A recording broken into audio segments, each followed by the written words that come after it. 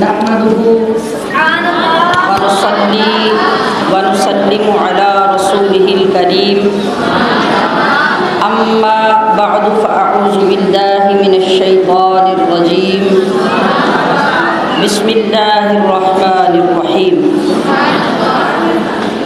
لو أنزلنا هذا القرآن على جبل لرأيته خاشعا متصدعا من خشية الله صدق الله مولانا العظيم وبلغنا رسوله النبي الكريم الأمين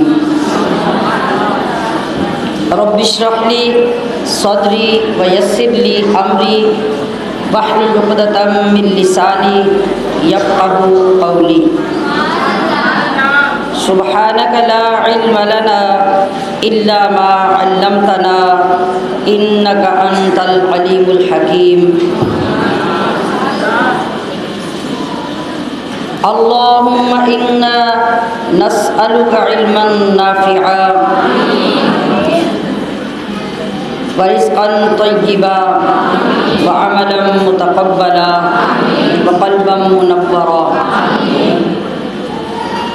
اللهم سلمنا لرمضان وسلم رمضان لنا وتسلمه منا متقبلا رضيت بالله ربا وبالإسلام دينا وبمحمد نبيا ورسولا وبالقرآن إماما إن الله وملائكته يصلون على النبي يا أيها الذين آمنوا صلوا عليه وسلموا تسليما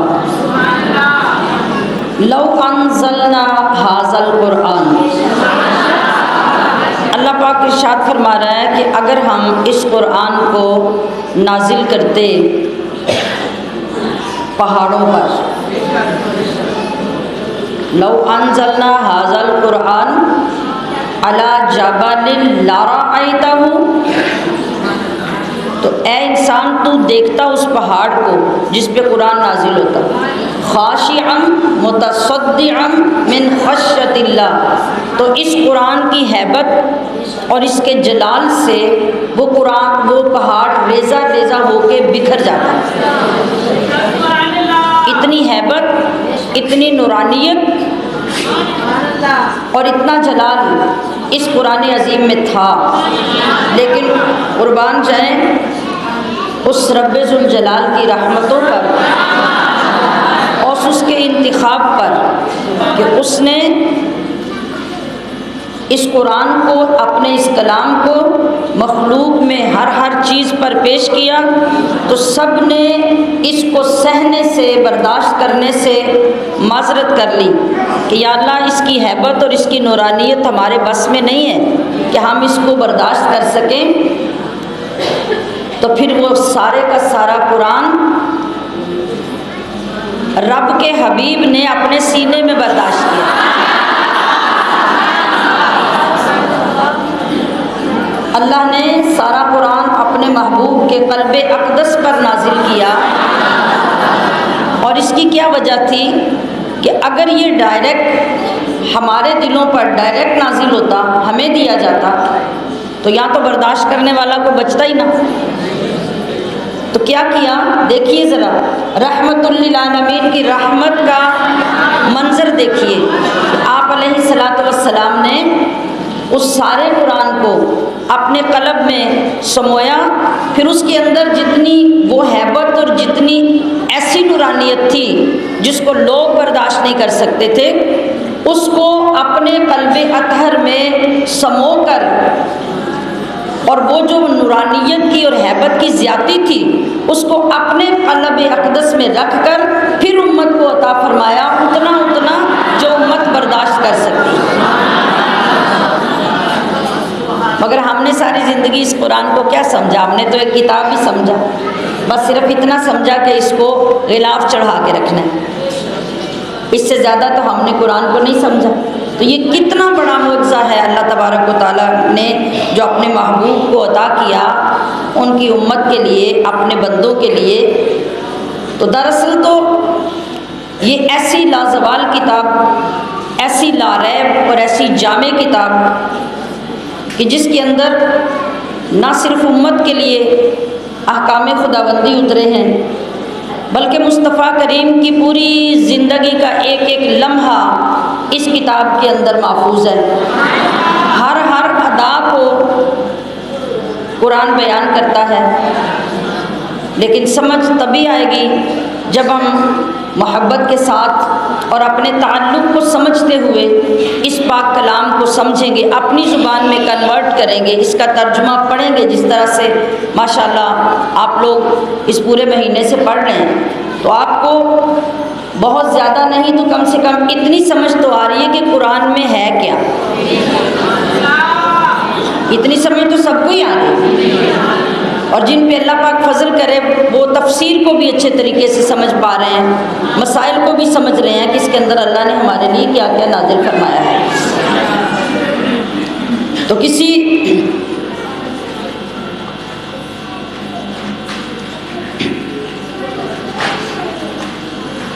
شاعر نے اپنے انداز میں ان چیزوں کو یوں بیان کیا کہ قرآن دین حق کی روانی کا نام ہے۔ پورا دین حق اللہ کریم نے اسی قرآن میں نازل کیا، جس کی تشریحات ساری زندگی مصطفیٰ کریم فرماتے رہے۔ قرآن دین حق کی روانی کا نام ہے اور قرآن مصطفیٰ کی جوانی کا نام ہے۔ قرآن ہے نبی کی نبوت کا معجزہ، اور قرآن ہے خدا کی صداقت کا معجزہ۔ قرآن ہے رموز کی کثرت کا معجزہ، اور قرآن آج بھی ہے بلاغت کا معجزہ۔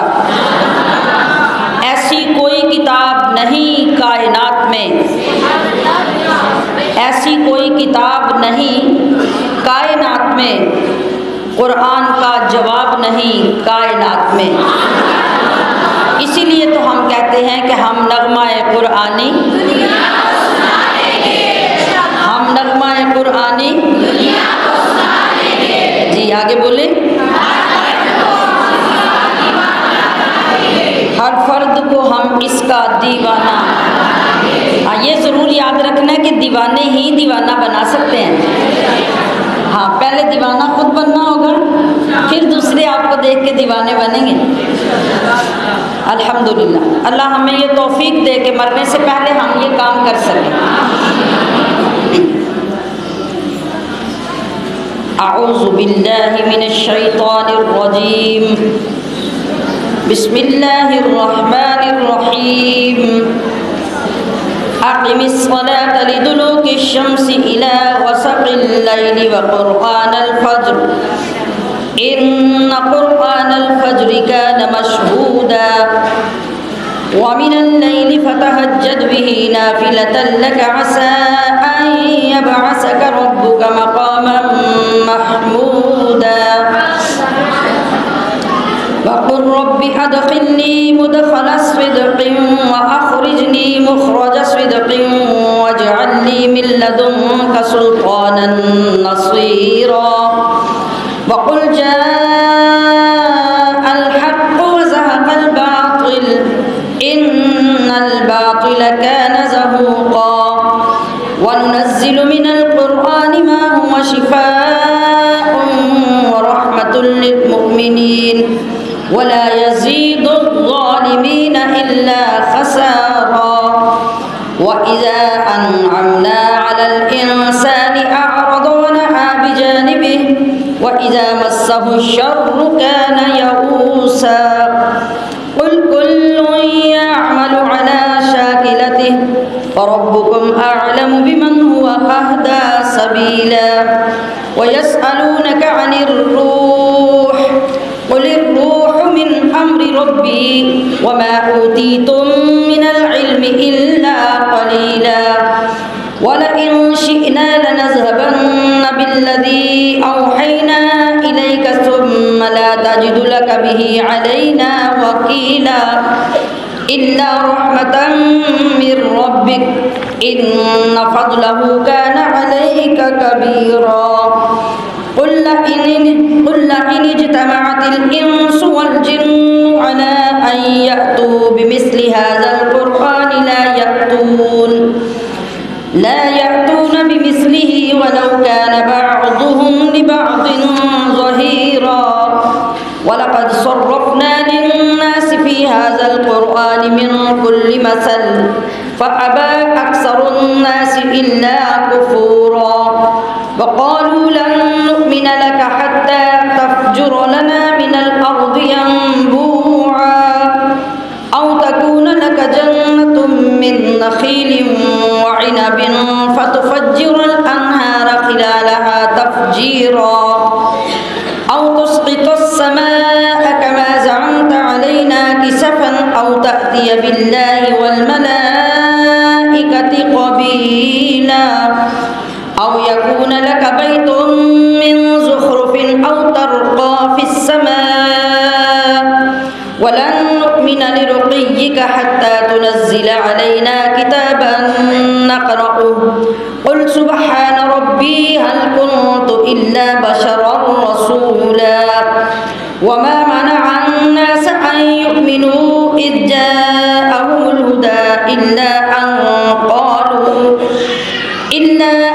قَالُوا أَبَعَثَ اللَّهُ بَشَرًا رَّسُولًا قُل لَّوْ كَانَ فِي الْأَرْضِ مَلَائِكَةٌ يَمْشُونَ مُطْمَئِنِّينَ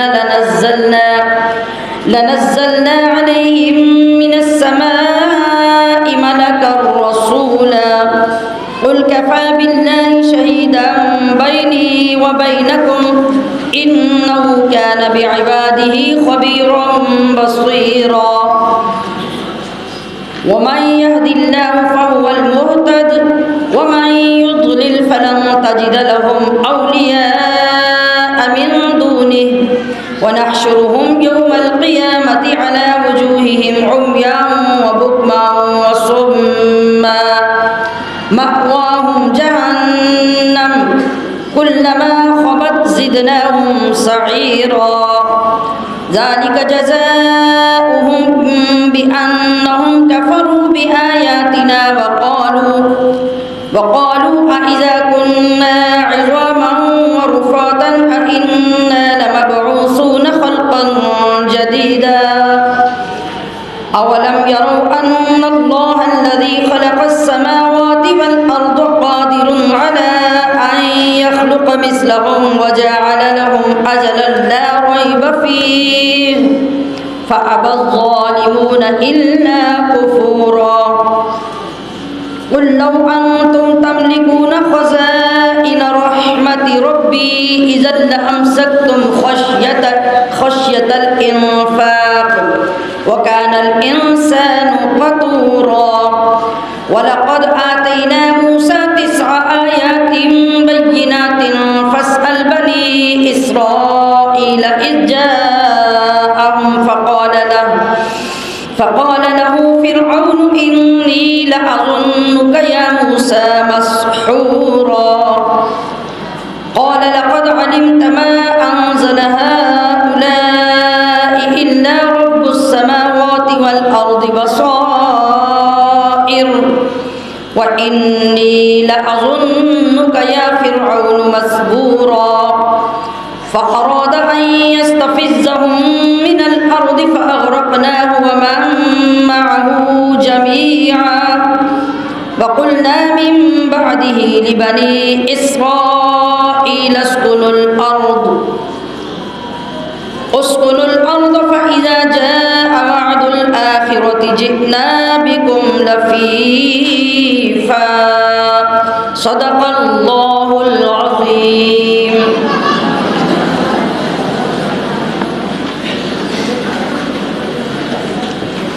جی ترجمہ پڑھیے اقیم الصلاۃ نماز قائم کیا کریں لدلوکی ڈھلنے سے الشمس سورج کے الی غسقی اندھیرے تک اللیلی رات کے وقرآن الفجر اور قرآن صبح کا ان قرآن بے شک قرآن الفجری صبح کا کانا مشہودا کہ اس وقت گواہی ہوتی ہے فرشتوں کی. کس وقت؟ صبح کے وقت. وَمِنَ اللَّيْلِ اور رات کے بعض حصے میں فتہجد کہ تہجد ادا کیا کرو بہی اس میں نافلۃ لک یہ زیادہ ہے خاص آپ کے لیے یعنی رسول اللہ صلی اللہ علیہ وسلم کے لیے. عسیٰ یقیناً ان یبعثک فائز فرمائے گا آپ کو ربک آپ کا رب مقام محمودا مقام محمود پر. وقل اور آپ یوں عرض کیجیے ربی اے میرے رب ادخلنی داخل فرما مجھے مدخل صدق پسندیدہ طریقے سے واخرجنی اور نکال دے مجھے مخرج صدق پسندیدہ طریقے سے واجعل لی اور عطا فرما مجھے من لدنک اپنے پاس سے سلطاناً وہ قوت نصیرہ جو مددگار ہو. وقل جاء اور آپ فرمائیے کہ آ گیا الحق حق وزاحق اور مٹ گیا ہے الباطل باطل. ان الباطل بے شک باطل کو کان زہوقا مٹنا ہی تھا. وننزل اور ہم نازل کرتے ہیں من القرآن قرآن میں ما ہوا شفاء وہ چیز جو شفا ہے ورحمہ اور رحمت ہے للمؤمنین ایمان والوں کے لیے. ولا یزید اور نہیں بڑھتا اس سے الظالمین ظالموں کا الا خسارہ مگر خسارہ ہی. وَإِذَا أَنْعَمْنَا اور جب انعام فرماتے ہیں ہم اللہ فرما رہا ہے علی الانسان انسان پر اعرض تو وہ منہ پھیر لیتا ہے ونأى بجانبہ اور پہلو تہی کرنے لگتا ہے یعنی اس سے اجتناب کرتا ہے دور ہوتا ہے. وَإِذَا مَسَّهُ اور جب پہنچتی ہے اسے الشر کوئی تکلیف کانا یئوسا تو وہ مایوس ہو جاتا ہے. قل آپ فرما دیجئے کل یعمل ہر ایک عمل پیرا ہے علی شاکلتہ اپنی فطرت کے مطابق. فربکم بس تمہارا رب ہی اعلم بمن خوب جانتا ہے اس کو ہوا اہدی سبیلا جو زیادہ ہدایت کے راستے پر ہے. وَيَسْأَلُونَكَ اور وہ آپ سے سوال کرتے ہیں عن الروح روح کے متعلق. قل الروح تو آپ بتائیے روح من امری حکم سے ہے ربی میرے رب کے. وما اوتیتم اور نہیں دیا گیا تمہیں من العلم علم الا قلیلا مگر تھوڑا سا. ولئن شئنا اور اگر ہم چاہتے لنذهبن تو ضرور لے جاتے بالذی وہ جو اوحینا ہم نے وحی کی الیک ثم لا تجد لک نہ پاتے آپ اپنے لیے بہی علینا اس پر ہمارے حضور وکیلا کوئی وکیل الا رحمتن سوائے رحمت کے من ربک آپ کے رب کی. ان فضلہ بے شک اس کا فضل کان علیک ہے آپ پر کبیرا بڑا. قل لئن آپ کہہ دیجئے کہ اگر اجتماعت جمع ہو جائیں الانس تمام انسان والجن اور جن علی ان یأتوا اس پر کہ لیں بمثلی مثل ھذا القرآنی اس قرآن کی لا یأتون تو نہ لا سکیں گے بمثلی ہی اس کی مثل ولو کانا اور اگرچہ ہو جائیں بعضهم ان کے بعد لبعض بعض کے ظہیرا مددگار وَلَقَدْ صَرَّفْنَا اور بے شک ہم نے طرح طرح سے بیان کی ہیں للناس لوگوں کے لیے فی ھذا القرآن اس قرآن میں من کلی ہر قسم کی مثالیں فابا نہ مانا اکثر الناس اکثر لوگوں نے الا کفورا مگر ناشکری سے وقالو اور کہا انہوں نے لن نؤمن ہرگز نہ ایمان لائیں گے ہم لک حتی آپ پر یہاں تک کہ تفجر لنا رواں کر دیں آپ ہمارے لیے من الارض زمین سے ینبوعا ایک چشمہ او تکونا یا ہو لک جنت آپ کے لیے ایک باغ من نخیل کھجوروں وعنب اور انگوروں کا فتفجر پھر آپ جاری کر دیں الانہارا نہریں خلالہا اس کے درمیان تفجیرا جو خوب رواں ہوں او تسقطا یا آپ گرا دیں السماء آسمان کما زعمتا جیسا کہ آپ کا خیال ہے علینا کسفن ہم پر ٹکڑے ٹکڑے کر کے او تأتیا یا لے آؤ باللہ اللہ والملائکتی اور فرشتوں کو قبیلہ ہمارے سامنے او یکونا یا ہو لکا بیت آپ کے لیے کوئی گھر من زخرف سونے کا او ترقا یا آپ چڑھ جاؤ فی السماء آسمان پر ولن بلکہ ہرگز نہ نؤمن ہم ایمان لائیں گے لرقیک آپ کے چڑھ جانے پر بھی حتی تنزل یہاں تک کہ آپ اتار لیں علینا کتابا ہم پر ایک کتاب نقرأ جسے ہم پڑھیں قل آپ فرما دیجئے سبحان ربی پاک ہے میرا رب حل کنت نہیں ہوں میں الا بشرا مگر ایک آدمی رسولا اللہ کا بھیجا ہوا وما منع اور نہیں روکا الناسا لوگوں کو ان یؤمنوا ایمان لانے سے اذ جاءہم جب آئی ان کے پاس الہدا ہدایت الا ان قالوا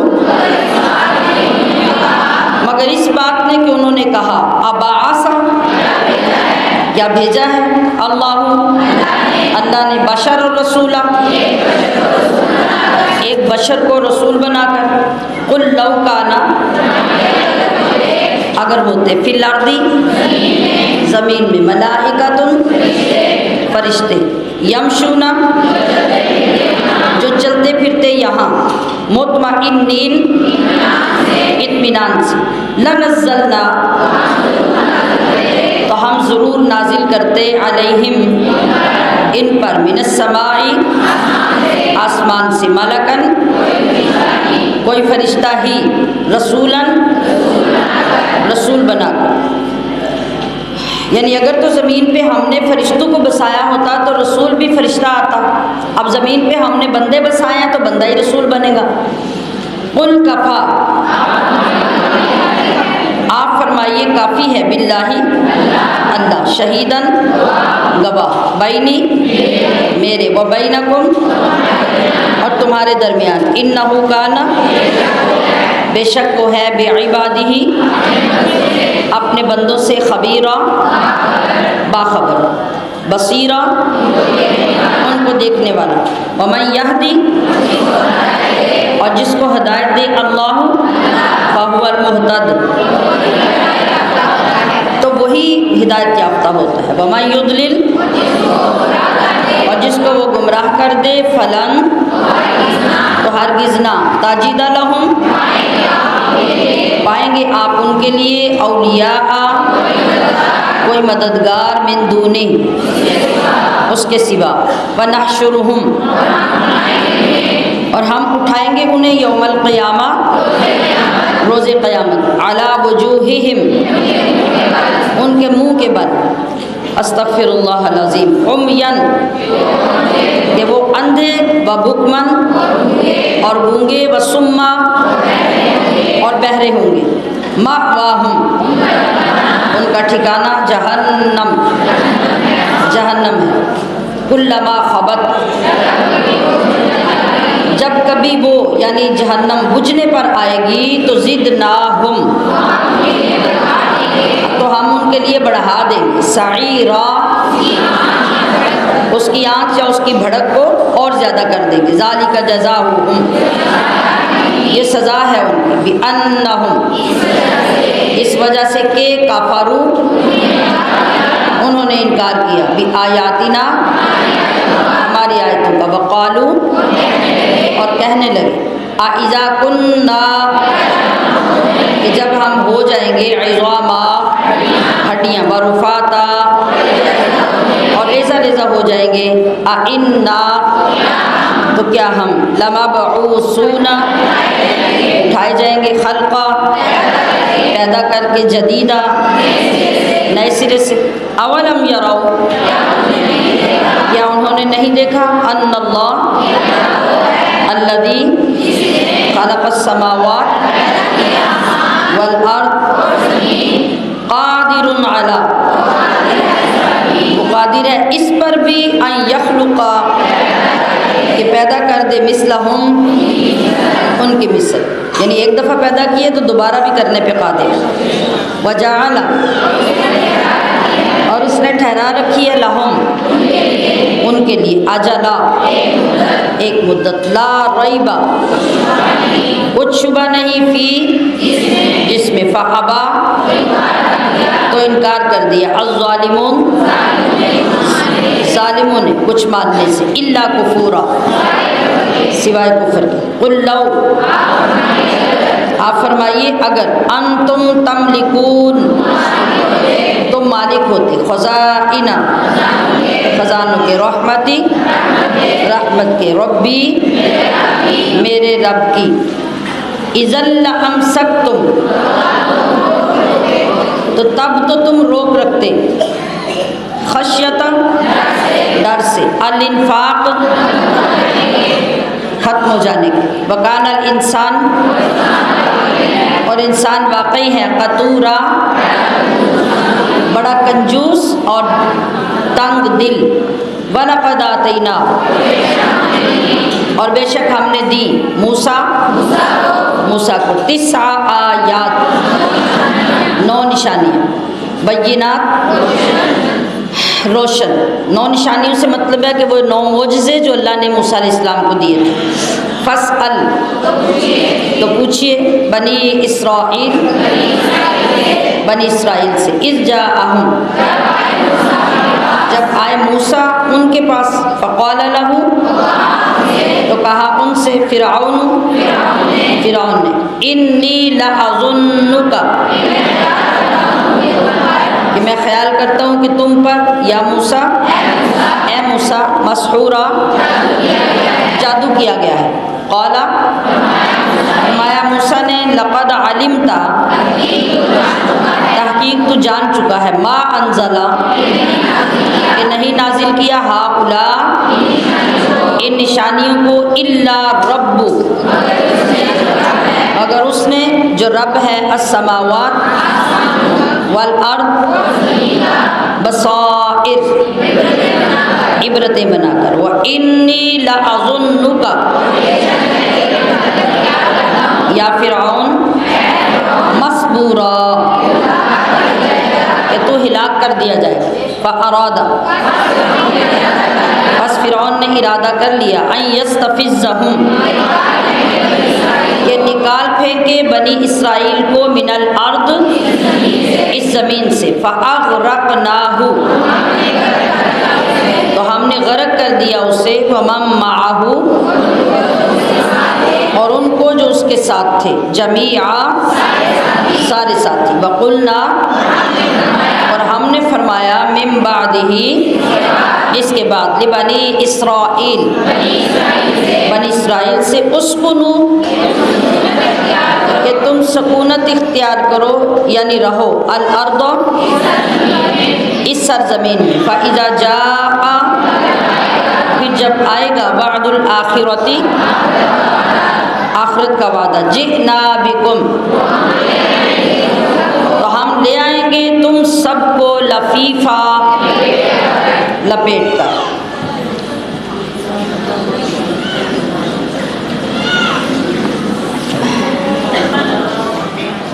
جی، آج ہمارا سبق جو شروع ہوا ہے پہلی آیت میں ہی 5 نمازوں کی تفصیل بتائی گئی ہے۔ دیکھیے کہ قرآن کریم میں جو حکم آتا ہے وہ کس طرح آتا ہے۔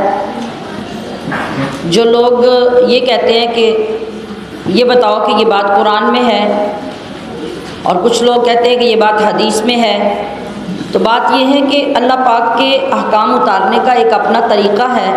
بعض چیزیں مختصر طور پہ قرآن کریم میں آ جاتی ہیں، اس کو سمجھنا آگے اللہ کے محبوب کا کام ہے۔ اللہ کے محبوب سمجھتے ہیں، پھر اس کو ادا کر کے دکھاتے ہیں، پھر امت کو اس کی تفصیل بتاتے ہیں۔ آپ ذرا دیکھیے کہ 5 نمازوں کا یہاں ذکر کس طرح ہے، اور پھر اس کی تفصیلات اللہ کے نبی نے کس طرح اپنی امت کو سمجھائیں۔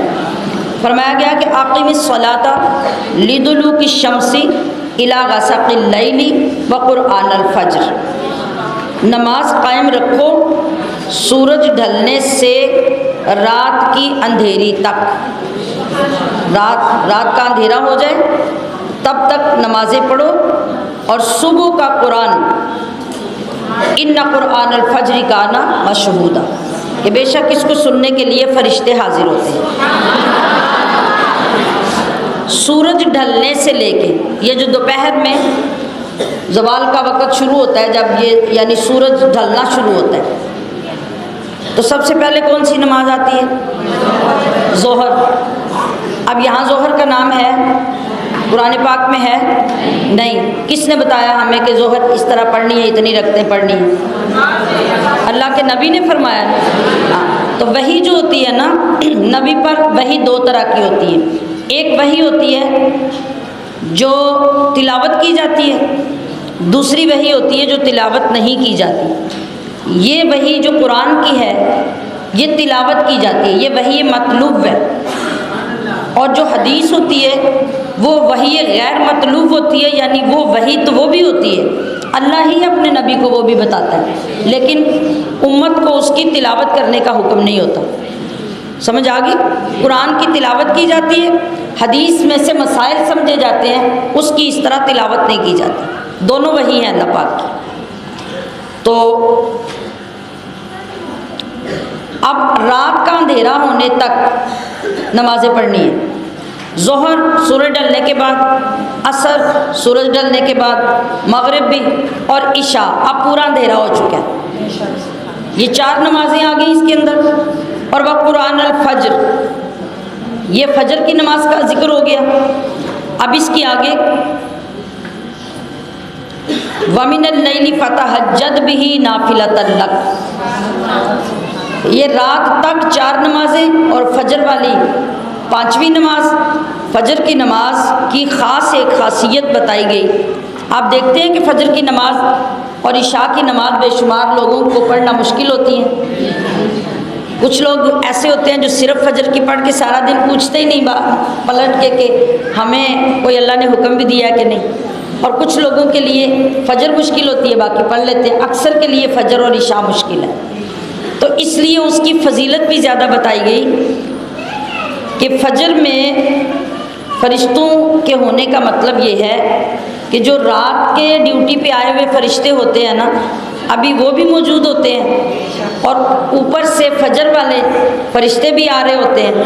تو اس طرح دونوں طرح کے فرشتے رات اور دن والے یہاں جمع ہوتے ہیں، تو اس لیے اس نماز کی فضیلت بہت زیادہ ہوئی. اور قرآن سننے کے لیے سنا وہ جاتا ہے جو پڑھا جاتا ہے. پڑھنے کا مطلب ہے آواز کے ساتھ. تو یہاں جماعت کے ساتھ نماز پڑھنے کا اشارہ ہے کہ فجر کی نماز پڑھیں بھی، مرد حضرات جو ہیں وہ جماعت کے ساتھ نماز پڑھیں. اور نبی علیہ الصلوۃ والسلام نے ارشاد فرمایا کہ جو مرد اکیلی نماز پڑھتا ہے اپنی، اس کو ایک نماز کا ثواب ملتا ہے، اور جو مرد جماعت کے ساتھ جا کے نماز پڑھتا ہے اس کو 25 نمازوں کا ثواب ملتا ہے. اور پھر یہ کہ فجر کی نماز میں رات اور دن کے فرشتے ہوتے ہیں، تو جب امام اس وقت وہ تلاوت کرتا ہے، قرات پڑھتا ہے، تو وہ فرشتے اللہ تعالیٰ کے اس کی تلاوت کو سن رہے ہوتے ہیں. سبحان اللہ. تو یہ بات شروع سے اپنے بچوں کے دلوں میں ڈالیں، ان کو یہ فضیلت بتائیں. بڑے لوگوں کو بھی، ہمارے بہت سارے مرد حضرات ایسے ہوتے ہیں جنہیں ان چیزوں کا پتہ نہیں ہوتا. آپ جب ان کے متعلق کوئی چیز سن کر جائیں تو ان کو بھی بتائیں. اور خاص طور پر ابھی جو آپ کے بچے 12-14 سال کے، 15 سال کے نماز کے عادی ہو رہے ہیں، پہلی تو بات ہے کہ ان کو عادی کریں، ان کو نماز کی فضیلت بتائیں. دوسرے پھر ان کو جماعت کے ساتھ نماز پڑھنے کی فضیلت بتا کر ان کو عادت ڈالیں. ہم انسان جو ہے نا وہ دیکھتے ہیں کہ ہمارا فائدہ کدھر ہے. جب ہمیں سمجھ آ جائے نا کسی چیز کے فائدے کی، پھر ہم اس کو کرنے لگ جاتے ہیں. جب فائدے کی سمجھ نہ آئے تو پھر جو مرضی کرتے رہیں، ہم کام کرنے کے لیے تیار نہیں ہوتے. تو دیکھیے بیٹھے بٹھائے ایک نماز پڑھنے سے جب انسان کو 25 نمازوں کا ثواب مل رہا ہو، اور ان ثواب کی ویلیو کی اگر انسان کو سمجھ آ جائے گی نا، تو وہ کبھی جماعت سے نماز نہیں چھوڑے گا. سمجھانے کا یہی طریقہ ہے کہ جس کو آپ سمجھائیں اس کے اندر اس کی ویلیو، اس کا فائدہ، اس کا بینیفٹ پیدا کریں، تاکہ وہ چھوڑنے کے لیے تیار ہی نہ ہو. اچھا جی، 5 نمازوں کے بعد یہ کہا گیا کہ رات کے کچھ حصے میں تہجد پڑھو. یہ خاص آپ کے لیے زیادہ ہے. قریب ہے کہ آپ کا رب آپ کو ایسے مقام پہ فائز کرے گا جہاں سب تمہاری حمد کریں گے. سبحان اللہ. نماز تہجد جو ہے یہ نفل نماز ہے، لیکن نبی کریم صلی اللہ علیہ وسلم کے لیے خاص کر دی گئی تھی. اس لیے یہاں آپ کا نام لے کے کہا گیا کہ یہ آپ کے لیے خاص 5 نمازوں سے زیادہ چھٹی نماز ہے، لیکن امت کے لیے وہ نفل نماز ہے. اور تمام نفل نمازوں میں افضل ترین نماز تہجد کی نماز ہے. ذرا سوچیں نا، اگر عشاء کی نماز پڑھنا مشکل ہے تو تہجد کتنی مشکل ہوگی، اس سے بھی زیادہ مشکل ہوگی. گرمیوں کی راتوں میں یہ پرابلم ہے کہ رات بہت چھوٹی ہے، ادھر سوتے ہیں ادھر صبح ہو جاتی ہے، تو تہجد پڑھنے کے لیے بیچ میں پھر اٹھنا پڑتا ہے. اور سردیوں کی رات میں اس لیے مشکل ہے کہ ٹھنڈ اتنی لگی ہوتی ہے کہ بستر چھوڑ کے نکلنا، اور پھر سب لوگوں کے پاس گرم پانی کا انتظام بھی نہیں ہوتا کہ وہ بہت آسانی سے وضو کر لیں، تو مشکل تو ہوگی. لیکن اللہ کے ہاں محبوب ترین نماز جو نفل نمازوں میں ہے وہ تہجد کی نماز ہے. اور یہ بات بھی یاد رکھیے کہ تہجد کی نماز جو ہے نا، یہ لاکھ کوشش کرے انسان، تو جب تک اللہ اس بندے کا اٹھنا قبول نہیں کرتا وہ بندہ نماز پڑھ نہیں سکتا. یہ جس طرح چاہیں آزما کے دیکھیں. تو یہ بڑے پریشان ہونے والی بات ہے کہ اگر ہم چاہیں بھی کہ ہم تہجد کی نماز پڑھیں اور ہمیں نماز کی توفیق نہ ملے، ہم نہ اٹھ سکیں، ارادے کے باوجود بھی وقت گزر جائے اور ہم نہ اٹھ سکیں، کئی مسائل پیدا ہو جائیں گے. کبھی دل نہیں چاہے گا، کبھی سردی لگے گی، کبھی طبیعت خراب ہو جائے گی، کبھی نیند نہیں کھلے گی اور رات گزر جائے گی. تو یہ فکر مند ہونے والی کیا بات ہے کہ اللہ اگر چاہتا کہ یہ میری بندی رات کو اٹھ کے میرے دروازے پہ آ کے بیٹھے تو اللہ ضرور اٹھا دیتا۔ اس کا یہ مطلب ہے کہ اگر ہمیں تہجد کی توفیق نہیں مل رہی تو اللہ ہمیں پسند نہیں کر رہا کہ ہم رات کو اٹھ کے اس کے ساتھ گفتگو کریں یا اس کے دروازے پہ بیٹھیں، تو فکر مند ہونے والی بات ہے کہ نہیں؟ تو فکر مند تو ہم تبھی ہوں گے جب ہمیں اس ساری صورتحال کی سمجھ آئے گی کہ تہجد کی نماز کیوں نہیں پڑھی جاتی۔ اور جس کو اللہ چاہتا ہے ایسے بہت سارے لوگ ہوں گے، آپ دیکھیں گے کہ کبھی کبھی بالکل جو پڑھے لکھے لوگ نہیں ہوتے لیکن اللہ کو ان کے اعمال پسند ہوتے ہیں، وہ سادہ سے لوگ ہوتے ہیں، سادہ سی زندگی گزارنے والے، اور کئی لوگ آپ کو، کئی بزرگ آپ کو یہ کہتے سنائی دیں گے کہ میں رات کو 11 بجے بھی سوؤں، 12 بجے بھی سوؤں، اپنے ٹائم پہ میری آنکھ کھل جاتی ہے۔ کچھ لوگ کہیں گے کہ مجھے ایسے لگتا ہے کہ جیسے کسی نے مجھے آ کے جگا دیا، کچھ لوگ کہیں گے کہ مجھے واضح طور پہ ایسے لگتا ہے کہ جیسے میرا انگوٹھا کسی نے ہلایا لیکن میرے کمرے میں تو کوئی بھی نہیں تھا، یہ کون جگا رہا ہے؟ اب یہ سارے شواہد اس بات کے موجود ہیں کہ یہ نماز خاص اللہ کے ساتھ ہے اور اللہ خود جس بندے کو پسند کرتا ہے اس کو اٹھا کے بٹھا دیتا ہے۔ لیکن اب اس سے یہ نتیجہ نہیں نکالنا کہ بھئی اگر اللہ اٹھاتا ہی نہیں تو ہم کیسے اٹھیں۔ اس سے نتیجہ یہ نکلتا ہے کہ اللہ کو ہم پسند نہیں ہے، ہمارا کوئی نہ کوئی غلط کام ایسا ہے جو اللہ کو ناپسند ہے اور اللہ نہیں چاہتا کہ میں اس وقت اس کے دروازے پہ بیٹھوں، اس کو پکاروں۔ اگر میں اللہ کو پسند ہوں تو پھر اللہ مجھے بھی اٹھائے۔ ہمیں اس بات کے لیے فکر مند ہونا ہے، یہ نہیں پیمانہ بنا لینا کہ اللہ اٹھا دیتا تو ہم پڑھ لیتے۔ ہم نے کوئی پڑھ کے اللہ پہ احسان نہیں کرنا، بلکہ جب ہمیں تڑپ لگے گی، فکر لگے گی، پریشانی ہوگی کہ یا اللہ تو مجھ سے ناراض ہے اس لیے مجھے رات کو اٹھنے نہیں دیتا، اپنے دروازے پہ دیکھنا مجھے پسند نہیں کرتا، تو یا اللہ میرے گناہ معاف کر دے، مجھے اس قابل بنا دے کہ میں تیرے دروازے پہ بیٹھ سکوں، تیری بارگاہ میں تیری عبادت پیش کر سکوں۔ تو جب یہ تڑپ ہمارے اندر پیدا ہوگی، سچی تڑپ، تو اللہ کریم ہمیں توفیق عطا فرمائے۔ دیکھیے نبی کریم صلی اللہ علیہ وسلم نے تہجد کی فضیلت میں کیا فرمایا۔ حضرت ابو امامہ باہلی روایت کرتے ہیں، حضور صلی اللہ تعالیٰ علیہ وسلم نے ارشاد فرمایا، رات میں قیام کو اپنے اوپر لازم کرنا۔ اب یہ ہر مسلمان مرد اور عورت کے لیے بات فرمائی کہ لازم کرنا، یہ اگلے نیک لوگوں کا طریقہ ہے اور تمہارے رب کی طرف قربت کا ذریعہ ہے، یہ گناہوں کو مٹانے والا ہے اور آئندہ کے گناہوں سے روکنے والا طریقہ ہے۔ یہ ان تمام لوگوں کو خوشخبریاں جو تہجد گزارے۔ پھر حضرت اسماء بنت یزید رضی اللہ تعالی عنہا یہ روایت کرتی ہیں کہ آپ صلی اللہ علیہ وسلم نے ارشاد فرمایا، قیامت کے دن لوگ ایک میدان میں جمع کیے جائیں گے، اس وقت ایک منادی ندا کرے گا، پکارے گا کہ کہاں ہیں وہ لوگ جن کی کروٹیں خوابگاہوں سے جدا ہوتی تھیں، یعنی ان کے پہلو، کروٹیں، یہ پہلو جو ہیں یہ بستر پہ نہیں لگتے تھے راتوں کو، بلکہ بستروں کو چھوڑ کر یہ اٹھ جایا کرتے تھے۔ وہ کدھر ہیں سارے لوگ؟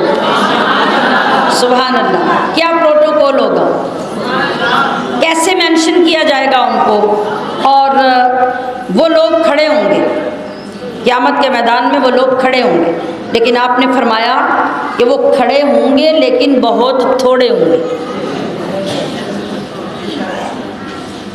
غور کیجئے، وہ بہت تھوڑے ہوں گے، یہ جنت میں بغیر حساب کے داخل ہو جائیں گے، جب یہ داخل ہو جائیں گے تو پھر باقی لوگوں کا حساب شروع ہوگا۔ ذرا غور فرمائیے، آج اگر ہمیں اللہ کریم توفیق عطا کر دے، ہم کوشش کریں اس سے یہ نعمت طلب کرنے کے لیے، اپنی ساری عبادتیں اور آہوزاریاں اس رب کی بارگاہ میں پیش کر دیں تو اس تھوڑی سی محنت کے بعد کتنا بڑا انعام ملنے والا ہے۔ ہمارے اعمال ایسے ہیں کہ ہم 24 گھنٹے بھی اللہ کی عبادت کرتے رہیں نا تو ہم کبھی یہ دعویٰ نہیں کر پائیں گے کہ ہم نے تو کبھی کوئی کام اللہ کی مرضی کے خلاف نہیں کیا۔ ہماری عبادتوں کے اندر بھی خرابیاں ہیں، اور خرابیوں میں تو خرابیاں ہیں ہی۔ تو کیا جب ہمارے سامنے ہمارے حساب لائے جائیں گے تو ہم ایسی صورتحال میں ہوں گے کہ اپنے حسابوں کا سامنا کر سکیں گے اور ان سب کا جواب اللہ کے حضور دے سکیں گے؟ آج یہ صورتحال ہوتی ہے کہ کوئی ایک روب والا، دبدبے والا کوئی استاد ہو نا بیٹھا ہوا، اور وہ کچھ چیزوں کا آپ سے حساب مانگ لے، آپ صحیح بھی ہوں نا تو آپ اس کے ڈر سے بول نہیں سکتے، جواب منہ سے نکلتا ہی نہیں۔ ذرا یہ سوچئے کہ رب ذوالجلال کا جلال، اللہ اس دن فرمائے گا کہ آج کس کی بات چاہت ہے؟ لمن الملک اليوم، آج بتاؤ سارے بادشاہوں کہ آج کون بادشاہ ہے؟ صرف ایک جملہ ہی جو رب کا پوچھنے کا ہوگا نا، یہی سب کو ہلا کے رکھ دے گا۔ تو کیا ہمارے اندر جرأت ہوگی کہ وہاں رب کے سامنے کھڑے ہو کے جواب دے سکیں؟ نہیں۔ تو پھر ہم کیوں نہ آج وہ کام سوچ لیں جن کے کرنے سے حساب سے جان ہی چھوٹ جائے۔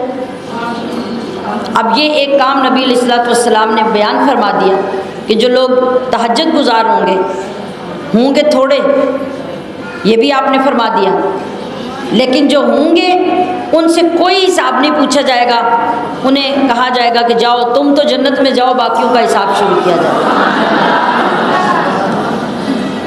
اللہ اکبر۔ اور اب نبی علیہ الصلوۃ والسلام سے سوال کیا گیا کہ نبی کریم صلی اللہ علیہ وسلم نے یہ فرمایا کہ جنت میں ایک بالا خانہ ہے، یعنی چبوترا، ایک سب سے اوپر اونچائی پہ بنا ہوا گھر، وہ اتنا اعلیٰ، اتنا خوبصورت ہوگا، یعنی مکمل جیسے شیشے کا بنا ہوا کہ باہر والوں کو اندر سے سب کچھ دکھائی دے گا اور اندر والوں کو باہر سے سب کچھ دکھائی دے گا۔ اتنا خوبصورت گھر سن کے نا تو حضرت ابو مالک اشعری رضی اللہ تعالی عنہ نے عرض کی، یا رسول اللہ یہ اتنا اعلیٰ گھر کس کو ملے گا؟ ارشاد فرمایا اس کو جو لوگوں سے اچھی بات کرے، لوگوں کو کثرت سے کھانا کھلائے، یعنی اللہ کی راہ میں خرچ کرے، اور رات میں اٹھ کر اس وقت قیام کرے جب ساری دنیا سو رہی ہو، اس کو رب کریم جنت کا وہ بالا خانہ عطا فرمائے۔ اگر سوچا جائے تو کوئی لمبی چوڑی فہرست تو نہیں بتائی نبی علیہ السلام نے۔ لوگوں کے ساتھ جب بھی گفتگو کرو اچھے اخلاق سے کرو، بری بات نہ کرو، اچھی بات کرو، جس سے لوگ مطمئن ہوں اور لوگ تمہاری بات سن کے خوش ہوں۔ اچھے اخلاق سے پیش آؤ اور اپنے مال میں سے غریبوں مسکینوں کو، لوگوں کو کھانا کھلانے کی عادت ڈالو۔ 2 کام، اور تیسرا کام تہجد گزار بن جاؤ تو اللہ تمہیں جنت کا وہ بالا خانہ عطا فرما دے۔ اچھا، اب تہجد کی نماز جو ہوتی ہے یہ عشاء کی نماز کے بعد اس وقت ہوتی ہے جب ہم سو کر اٹھتے ہیں دوبارہ۔ جی، جو عشاء کی نماز کے بعد سونے سے پہلے نماز پڑھی جائے گی وہ تہجد نہیں ہوگی، وہ صلاۃ اللیل ہوگی، یعنی رات کی نماز، رات کے نوافل ہوں گے، تہجد نہیں ہوگی۔ اسی طرح اگر کسی بندے نے بعض اوقات تھکا ہوا تھا، بیمار تھا، یا نیند آ گئی تو عشاء کی نماز نہیں پڑھی اور سو گیا، رات کو جاگا اور اس وقت اٹھ کر تہجد کی نماز، یہ عشاء کی نماز پڑھی۔ اب عشاء کی نماز پڑھنے کے ساتھ ہی اگر وہ تہجد کی نماز پڑھے گا تو تہجد نہیں ہوگی، وہ بھی رات کے نفل ہی ہوگی۔ تہجد کے لیے کیا شرط ہے؟ عشاء پڑھ کے سونا۔ اب اس سونے کے بعد بے شک آپ مثال کے طور پہ 9 بجے آپ نے عشاء پڑھی ہے، سو گئے، 10 بجے آپ کی آنکھ کھل گئی ہے، آپ 10 بجے بھی اٹھ کے تہجد پڑھیں گے تو ہو جائے گی، ٹھیک ہے؟ اور ادھر آگے فجر کی اذان ہونے سے 15-20 منٹ پہلے بھی آپ کی آنکھ کھلی اور آپ نے اٹھ کر نفل پڑھ لیے، بے شک 2 ہی نفل پڑھے، وہ تہجد ہو جائے گی۔ اس مسئلے کو اچھی طرح سے سمجھ لیجیے۔ تہجد کی کم سے کم 2 رکعتیں ہیں، اور نبی کریم صلی اللہ علیہ وسلم سے زیادہ 8 رکعتیں تہجد کی ثابت ہیں۔ جو بندہ تہجد کا عادی ہو جائے اس کو بلا عذر بغیر کسی مجبوری کے تہجد چھوڑنا مکروہ ہے۔ یعنی اللہ کو ویسے بھی ہر عبادت وہی پسند ہے جو بندہ مسلسل کرے۔ جس طرح غیر حاضر ہونے والا طالب علم جو ہوتا ہے اس کو استاد پسند نہیں کرتے، جو بار بار چھٹیاں کرتا ہے طالب علم اس کو استاد پسند، ہاں، تو اللہ بھی اس بندے کو پسند نہیں کرتا کہ کبھی تو آیا تو شروع ہی ہو گیا اور پھر 6 مہینے پلٹ کے مصلی کو دیکھا ہی نہیں۔ جوش آیا تو تہجد بھی ہے، اشراق بھی ہے، چاشت بھی ہے، اور نہیں آیا تو پھر 5 وقت کی نماز بھی نہیں ہے۔ اسی لیے کہا گیا کہ تھوڑا کرو لیکن لگاتار کرو۔ اللہ کو یہ اس سے زیادہ پسند ہے کہ کبھی کبھی سارا دن لگے رہو اور کبھی کبھی 6 مہینے پلٹ کے آؤ ہی نہ۔ اس سے زیادہ بہتر ہے کہ تم 5 وقت کی نماز پڑھ لو لیکن لگاتار کرو، ٹھیک ہے؟ آگے اللہ پاک نے ارشاد فرمایا کہ ان قریب آپ کا رب آپ کو ایسے مقام پہ فائز کرے گا جو مقام محمود ہوگا، یعنی سب وہاں اے حبیب آپ کی تعریف کریں گے، حمد کریں گے۔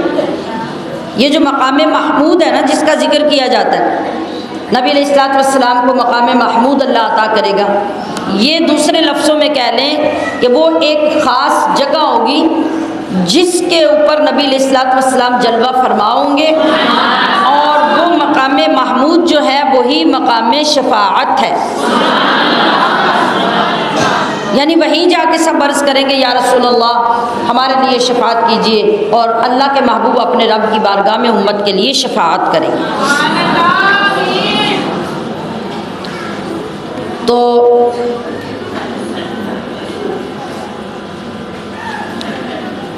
جس وقت حضرت آدم علیہ السلام کے پاس لوگ قیامت کے میدان میں پہنچیں گے، ہر بندہ دہشت سے کانپ رہا ہوگا، پسینہ پسینہ ہوں گے لوگ، سخت بری حالت ہوگی، ہر کوئی نفسا نفسی کے عالم میں مبتلا ہوگا۔ جب لوگ سارے جمع ہو کے یہ سوچیں گے کہ اول البشر اور ساری دنیا کے باپ اور اللہ کے پہلے نبی آدم علیہ السلام ہیں، تو چلو ان کے پاس چلیں اور ان سے جا کے عرض کریں کہ ہماری شفاعت کریں، ہمیں آج اللہ سے بچا لیں، اللہ سے معافی لے دیں۔ تو آدم علیہ السلام تو اپنی اس خطا کو لے کر خود اللہ کی بارگاہ میں کچھ عرض کرنے سے گھبرا رہے ہوں گے۔ وہ جنت میں جو دانہ کھایا تھا اور وہ سبب بنا تھا دنیا میں آنے کا، پھر اسی طرح تمام نبی جو ہیں وہ اگلے نبی کا پتہ دیں گے، اگلے نبی کا پتہ دیں گے کہ میرے پاس نہیں آؤ فلاں کے پاس جاؤ، فلاں کے پاس جاؤ۔ جاتے جاتے جاتے لوگ عیسیٰ علیہ السلام کے پاس پہنچ جائیں گے، سارے نبیوں کے پاس سے ہوتے ہوئے، لیکن کوئی نبی بوجھ نہیں اٹھائے گا لوگوں کا کہ میں آپ کی شفاعت کرتا ہوں، وہ اپنے بعد والے نبی کی طرف بھیج دے گا۔ اب جب عیسیٰ علیہ السلام کی باری آئے گی تو یہاں دنیا کو ایگزیکٹ ایڈریس ملے گا، اور وہ ایڈریس ہوگا آمنہ کے لال کا، اور وہ اللہ کے محبوب کا اور نبیوں کے سردار کا۔ حضرت عیسیٰ علیہ السلام لوگوں سے کہیں گے کہ اے لوگوں تم کہاں پھر رہے ہو، تمہاری شفاعت محمد مصطفیٰ صلی اللہ علیہ وسلم ہی کر سکتے ہیں، اور تم انہی کے پاس جاؤ۔ اور ادھر جس وقت نبی کریم صلی اللہ علیہ وسلم کے پاس لوگ پہنچیں گے تو آپ صلی اللہ علیہ وسلم اس طرح انتظار کر رہے ہوں گے جیسے کسی ماں کا بچہ گم جائے تو وہ انتظار کر رہی ہوتی ہے۔ تو لوگ جب سارے آپ علیہ السلام کی طرف بھاگے آ رہے ہوں گے تو آپ خود ارشاد فرمائیں گے انا لہا انا لہا، وہ جس شفاعت کے لیے تم بھاگ دوڑ رہے ہو اس کا اختیار تو آج میرے پاس ہے۔ سبحان اللہ۔ تو پھر اللہ کے نبی اللہ کے عرش کے نیچے سجدہ کریں گے اور اللہ کی بارگاہ سے اپنی امت کے لیے شفاعت کی درخواست کریں گے۔ اللہ تبارک و تعالیٰ فرمائے گا یا محمد ارفع راسک وقل تسمع وسل تعطا واشفع تشفع، اے حبیب اپنا سر اٹھائیے اور عرض کیجئے، آج آپ کی عرض سنی جائے گی، اور مانگیے آپ کو عطا کیا جائے گا، اور شفاعت کیجئے آپ کی شفاعت قبول ہوگی۔ اس وقت جب اللہ کریم یہ فرما رہا ہوگا تو اول سے آخر تک پوری مخلوق کے اندر نبی کریم صلی اللہ علیہ وسلم کی حمد و ثنا کا غلغلہ پڑ جائے گا۔ کوئی دوست، کوئی دشمن، کوئی موافق، کوئی مخالف جو بھی ہوگا اس وقت نبی علیہ السلام کی یہ شان اور عظمت دیکھ کر ہر کوئی حضور صلی اللہ علیہ وسلم پر ایمان لے آئے گا۔ لیکن بات تو یہ ہے نا کہ اعلیٰ حضرت نے فرمایا کہ آج لے ان کی پناہ، آج مدد مانگ ان سے، پھر نہ مانیں گے قیامت میں اگر مان گیا۔ یعنی قیامت میں جا کے تو نے یہ سب کچھ آنکھوں سے دیکھ کر نبی علیہ السلام کا کلمہ پڑھا، اس وقت پڑھنے کا کوئی فائدہ نہیں ہوگا۔ آج لے ان کی پناہ، آج مدد مانگ ان سے۔ اس وقت ایمان لانا معتبر ہے دنیا میں رہتے ہوئے ہوش و حواس کے ساتھ، پھر یہ ایمان آخرت میں جا کے کام آئے گا۔ اللہ اکبر۔ تو ہم جو اذان سن کر دعا پڑھتے ہیں، بہت سارے لوگوں کو وہ دعا زندگی بھر یاد نہیں ہوتی، تو تھوڑی سی کوشش کر کے ہمیں دعا یاد کر لینی چاہیے۔ اللہ کے نبی نے فرمایا جو بندہ اذان سننے کے بعد اذان کی دعا پڑھتا ہے اللہم رب هذه الدعوة التامة والصلاة القائمة آت محمدا الوسیلہ والفضیلہ وابعثہ مقاما محمودا الذی وعدتہ وارزقنا شفاعتہ یوم القیامہ انک لا تخلف المیعاد۔ یعنی اے اللہ اس کامل دعوت، یعنی جو اذان ہوئی ہے وہ دعوت ہے نا نماز کی، اور قائم ہونے والی نماز کے رب رب هذه الدعوة التامة والصلاة القائمة آتی محمد الوسیلہ، کہ محمد مصطفیٰ کو وسیلہ اور فضیلت عطا فرما، اور وابعث مقاما محمودا، اور انہیں مقام محمود پر کھڑا کرنا جس کا تو نے وعدہ فرمایا ہے۔ بے شک تو اپنے وعدے کے خلاف کرتا نہیں۔ اللہ کے نبی نے فرمایا کہ جو بندہ نماز کے بعد ان الفاظ کی طرف اذان کے بعد ان الفاظ کی طرف دھیان کر کے یہ دعا پڑھے گا تو اس شخص کے لیے قیامت کے دن میری شفاعت حلال ہو جائے گی۔ آج کے بعد یاد رکھیں گے انشاءاللہ۔ اور آپ فرمائیے قل ربی ادخلنی مدخل صدق، یہ جو دعا ہے سورۃ بنی اسرائیل کی آیت نمبر 80۔ شوگر والے لوگ جو ہوتے ہیں وہ اگر اس آیت کو یاد کر لیں یا کہیں سامنے لکھ کر لگا لیں، اگر یاد نہ ہو تو جب بھی کوئی چیز کھانے پینے لگیں تو 3 مرتبہ یہ دعا پڑھ کر اس چیز پہ دم کر لیں تو شوگر میں آرام آنا شروع ہو جاتا ہے، آہستہ آہستہ وہ بہتر ہونی شروع ہو جاتی ہے۔ وقل رب ادخلنی مدخل صدق واخرجنی مخرج صدق واجعل لی من لدنک سلطانا نصیرا، یہ سورہ بنی اسرائیل کی آیت نمبر 80 ہے، اسے یاد رکھ لیجئے۔ اور اس کے بے شمار معانی ہیں، بے شمار اس آیت کریمہ کے فوائد ہیں۔ یعنی بعض مفسرین نے کہا کہ اس کا معنی یہ ہے کہ میرا داخل ہونا نکلنا پسندیدہ طریقے سے کر دے، جہاں بھی داخل ہوں، گھر میں، کسی دفتر میں، کسی جگہ میں، کسی ہاسپٹل میں،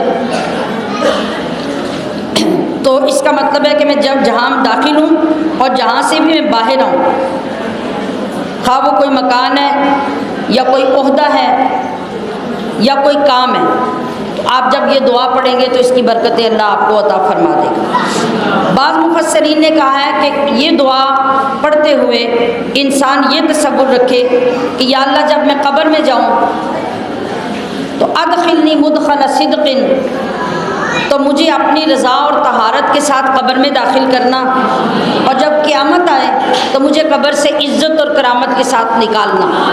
دیکھیے کہاں کہاں اس کے معنی حاصل ہو سکتے ہیں۔ بعض مفسرین نے یہ بھی کہا ہے کہ جب یہ دعا پڑھیں تو یہ تصور رکھے کہ یا اللہ مجھے اپنی اطاعت و بندگی میں صدق کے ساتھ، سچائی اور طہارت کے ساتھ داخل کر، اور نافرمانی کے کاموں سے مجھے خارج کر دے۔ اور ایک قول یہ بھی ہے عاشقوں کے لیے کہ اے اللہ مجھے مدینہ طیبہ میں پسندیدہ داخلے کے ساتھ داخل فرمانا، اور مکہ مکرمہ سے جب میں نکلوں تو صدق اور طہارت کے ساتھ مجھے وہاں سے نکالنا۔ سبحان اللہ۔ اور میرے لیے اپنی طرف سے مددگار قوت بنا دے، یعنی ایسی قوت کہ جس سے میں تیرے دشمنوں پر غالب رہوں، اور وہ مجھے حجت عطا کر کہ جو بھی تیرے دین کا مخالف ہو میں اس پر غالب آ جاؤں، اس پہ فتح پاؤں اور مجھے غلبہ نصیب ہو جائے، تاکہ میں تیرے دین کو مضبوط کر سکوں۔ اس دعا کے ساتھ اتنے معنی لے سکتے ہیں ہم، اور اتنے کاموں کے لیے دعا کر سکتے ہیں۔ پھر آپ فرمائیے کہ وَقُلْ جَاءَ الْحَقُّ وَزَهَقَ الْبَاطِلُ، یعنی حق آنے کا مطلب کیا ہے؟ اسلام آ گیا، اور باطل مٹنے کا مطلب ہے کفر مٹ گیا۔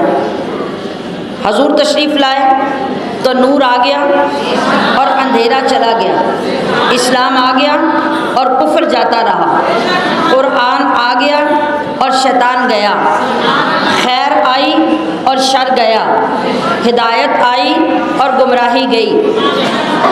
اور یہ سب کچھ کیسے ہوا ہے؟ انہی کے دم قدم کی باغ عالم میں بہار ہے، انہی کے دم قدم کی باغ عالم میں بہار، وہ نہ تھے عالم نہ تھا، گر وہ نہ ہوں عالم نہیں۔ یہ سب نعمتیں، سب برکتیں، سب سچائیاں اور سارے حق کام اور معاملات اور دین، یہ سب کچھ اللہ نے اپنے نبی کے صدقے سے ہی ہمیں عطا فرمایا۔ سبحان اللہ۔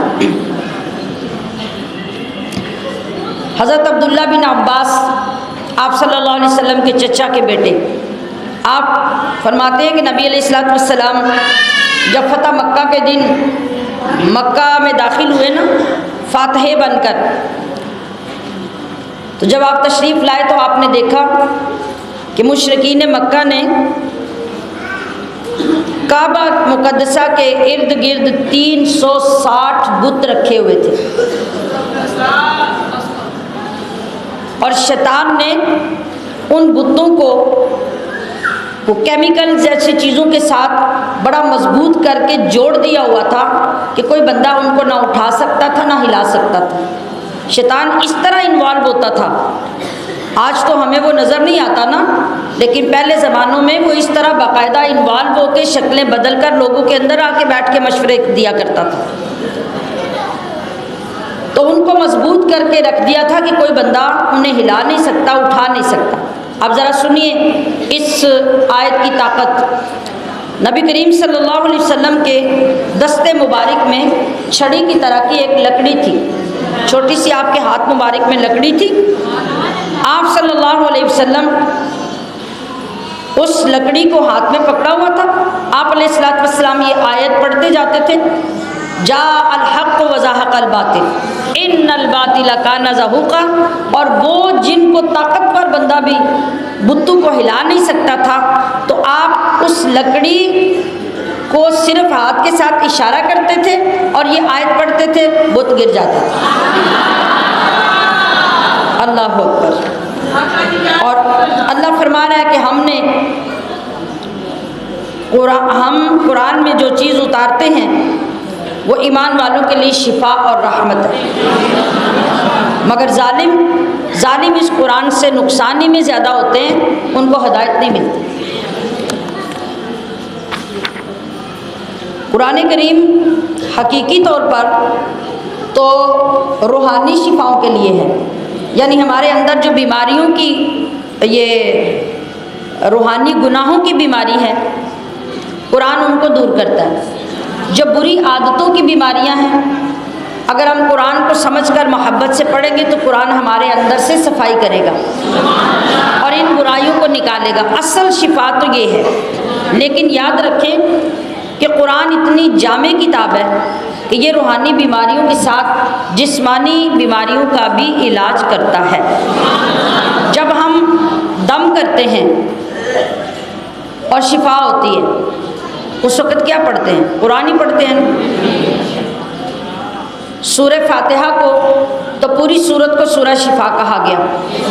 اسی طرح مختلف، یہ ابھی میں نے آپ کو آیتیں بتائی ہیں، ربی ادخلنی مدخل صدق، اس کے ساتھ شوگر کی بیماری کی شفا بتائی ہے، جسمانی بیماری ہے نا۔ اور صحابہ کرام میں یہ بڑا مشہور واقعہ ہے جسے حضرت ابو سعید خدری نے روایت کیا کہ آپ صلی اللہ علیہ وسلم کے کچھ صحابہ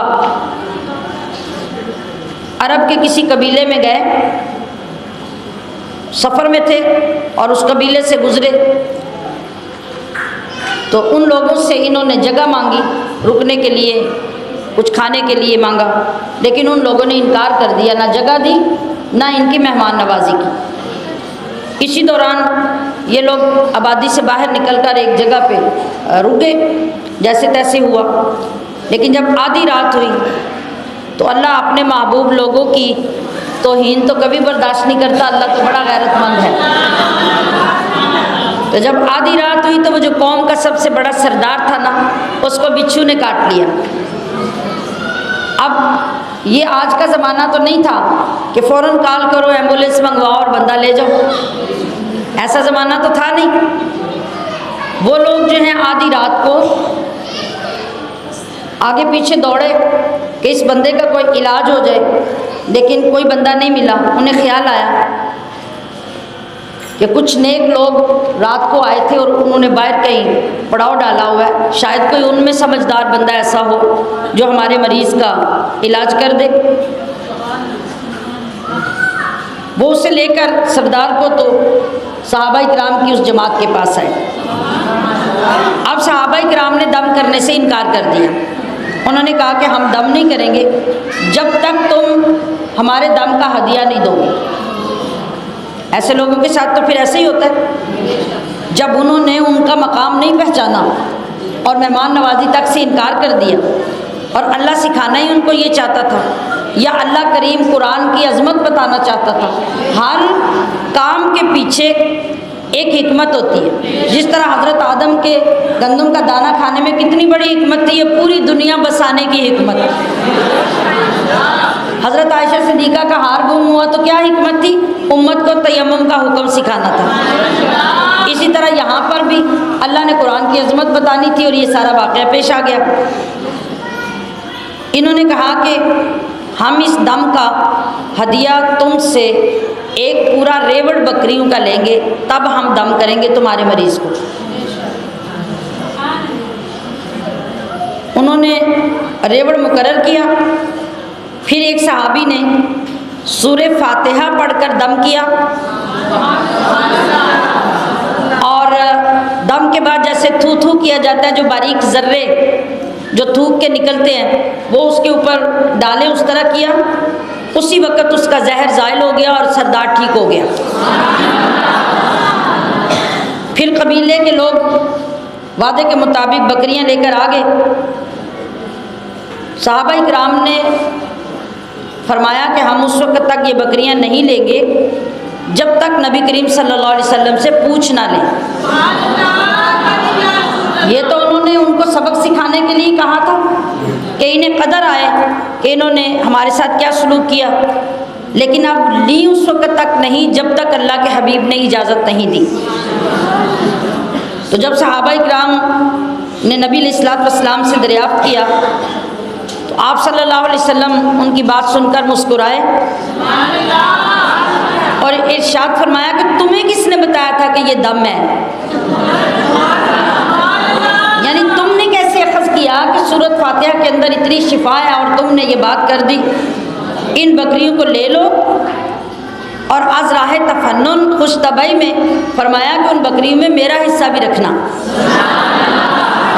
یعنی یہ جواز آپ نے ارشاد فرمایا کہ جو بندہ قرآن کریم سے فائدہ حاصل کرے گا جسمانی طور پہ یا دوسرے کو فائدہ دے گا، وہ اس کا ہدیہ ادا کرے تاکہ قرآن کو عام سمجھ کر اس سے صرف اپنے فائدے حاصل نہ کیے جائیں بلکہ اس کی عظمت کو بھی قائم رکھا جائے۔ اللہ اکبر۔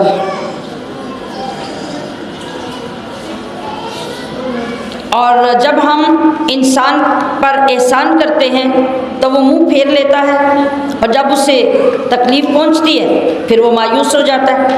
یہ اللہ فرما رہا ہے کہ یہ کافر انسان کی بات ہو رہی ہے کہ جب اس پر احسان کرتے ہیں، احسان کیا ہے؟ اس کو صحت دی، مال دیا، دولت دی، اولاد دی، یہ اللہ کے سارے احسان ہیں اور بے شمار دیتا ہے اللہ پاک۔ تو وہ کیا کرتا ہے؟ ہماری بارگاہ میں حاضر ہونے سے، بندگی کرنے سے، دعا کرنے سے، ہمارا شکر ادا کرنے سے آرادہ منہ پھیر لیتا ہے اور اپنی طرف دور ہٹ جاتا ہے، یعنی تکبر کرتا ہے۔ لیکن جب کوئی برائی پہنچتی ہے، کوئی حادثہ آ جاتا ہے، مال ختم ہو کے غریبی آ جاتی ہے، تو پھر رونا دھونا شروع کر دیتا ہے، پھر دعائیں یاد آ جاتی ہیں۔ اگرچہ مخاطب تو کافر کو کیا گیا، لیکن ہم نے ہر سبق میں چیک اپنے آپ کو کرنا ہے کہ کہیں یہ بری عادتیں ہمارے اندر بھی تو نہیں ہیں، اور جب ہم چیک کرتے ہیں تو یہ عادت تو ہمارے اندر بھی ہے۔ جب پیسہ زیادہ آ جائے، مکان اچھا مل جائے، پہننے کھانے کو سب کچھ وافر ملنے لگ جائے، تو کتنے لوگ ہیں جو اللہ کو یاد رکھتے ہیں؟ عام زندگی میں ہو یا کسی فنکشن میں، شادی بیاہ میں، یا چھوٹے چھوٹے ایونٹس میں، کوئی بھی چیز ہو، پھر ہم دل کھول کر عیاشیاں کرتے ہیں، اللہ کی نافرمانیاں کرتے ہیں، اس کا ڈر ہمارے اندر سے ختم ہو جاتا ہے، اور جب کبھی نقصان ہو جائے کاروبار میں، یا بیٹے کی یا شوہر کی نوکری چھوٹ جائے، پھر لگ پتا جاتا ہے، پھر ہوش آنے لگ جاتی ہے اور پھر رونا دھونا شروع ہو جاتا ہے۔ پھر ہمیں یہ بھی پتہ چلتا ہے کہ کوئی وظیفہ بھی پڑھا جا سکتا ہے، نماز بھی پڑھی جا سکتی ہے، اور جب تھوڑے عرصے کے بعد اللہ ہماری دعا سن لیتا ہے، ہم واپس پھر ویسے کے ویسے ہو جاتے ہیں۔ یہ صرف کافروں کی بات نہیں ہوگی، یہ ہمارے اپنے اندر بھی ایسے بے شمار لوگ۔ تو ہماری اصلاح کی یہ بات ہے کہ اللہ تبارک و تعالیٰ اس پہ انتہائی ناراضگی کا اظہار فرما رہا ہے کہ بندے اس طرح کرتے ہیں، یہ غافل بندے کی علامت ہے یا کافر بندے کی علامت ہے۔ مسلمان جو ہے، مسلمان کا حال تو یہ ہے کہ اللہ کے نبی نے فرمایا کہ مسلمان پر تعجب ہے، یعنی مسلمان کی زندگی میں اللہ نے اتنی برکتیں اور اتنی نعمتیں رکھی، آپ نے فرمایا کہ مسلمان پر تعجب ہے کہ اس کی تو ہر حالت میں خیر ہی خیر ہے، اور ہر حالت میں خیر والی بات مومن کے سوا کسی اور کو نہیں ملتی۔ کیسے خیر ہی خیر ہے؟ حاصل وہ خود کرے گا، لیکن رکھی اللہ نے ہے۔ کیسے حاصل کرے گا؟ کہ اگر اس کو سکون ملے، خوشی ملے، آسانیاں ملیں تو وہ اللہ کا شکر کرے۔ تو خیر کس طرح؟ اللہ کا وعدہ ہے کہ وہ اور زیادہ دے گا، اور اگر اسے تکلیف پہنچے تو مومن کے لیے درس یہ ہے کہ وہ صبر کرے۔ جب وہ صبر کرے گا تو اللہ کا وعدہ ہے کہ اللہ تمہارے ساتھ ہے۔ تو کیا سمجھ آئی کہ دکھ میں بھی ہمارے لیے خیر ہے اور سکھ میں بھی ہمارے لیے خیر ہے۔ آپ فرمائیے، اللہ فرما رہا ہے کہ اے حبیب آپ فرمائیے کل یعمل علی شاکلتی، ہر کوئی اپنے اپنے انداز میں اپنی اپنی فطرت کے مطابق عمل کر رہا ہے۔ یہ ہم نے پیچھے بھی پڑھا نا کہ ہر مخلوق اللہ کی تسبیح کرتی ہے، لیکن ہر ایک اپنی اپنی فطرت کے مطابق کرتا ہے۔ لیکن اللہ فرما رہا ہے کہ تمہارا رب ہر ایک کو اچھی طرح جانتا ہے کہ کون خیر پر ہے، کون ہدایت پر ہے اور کون ہدایت پر نہیں ہے۔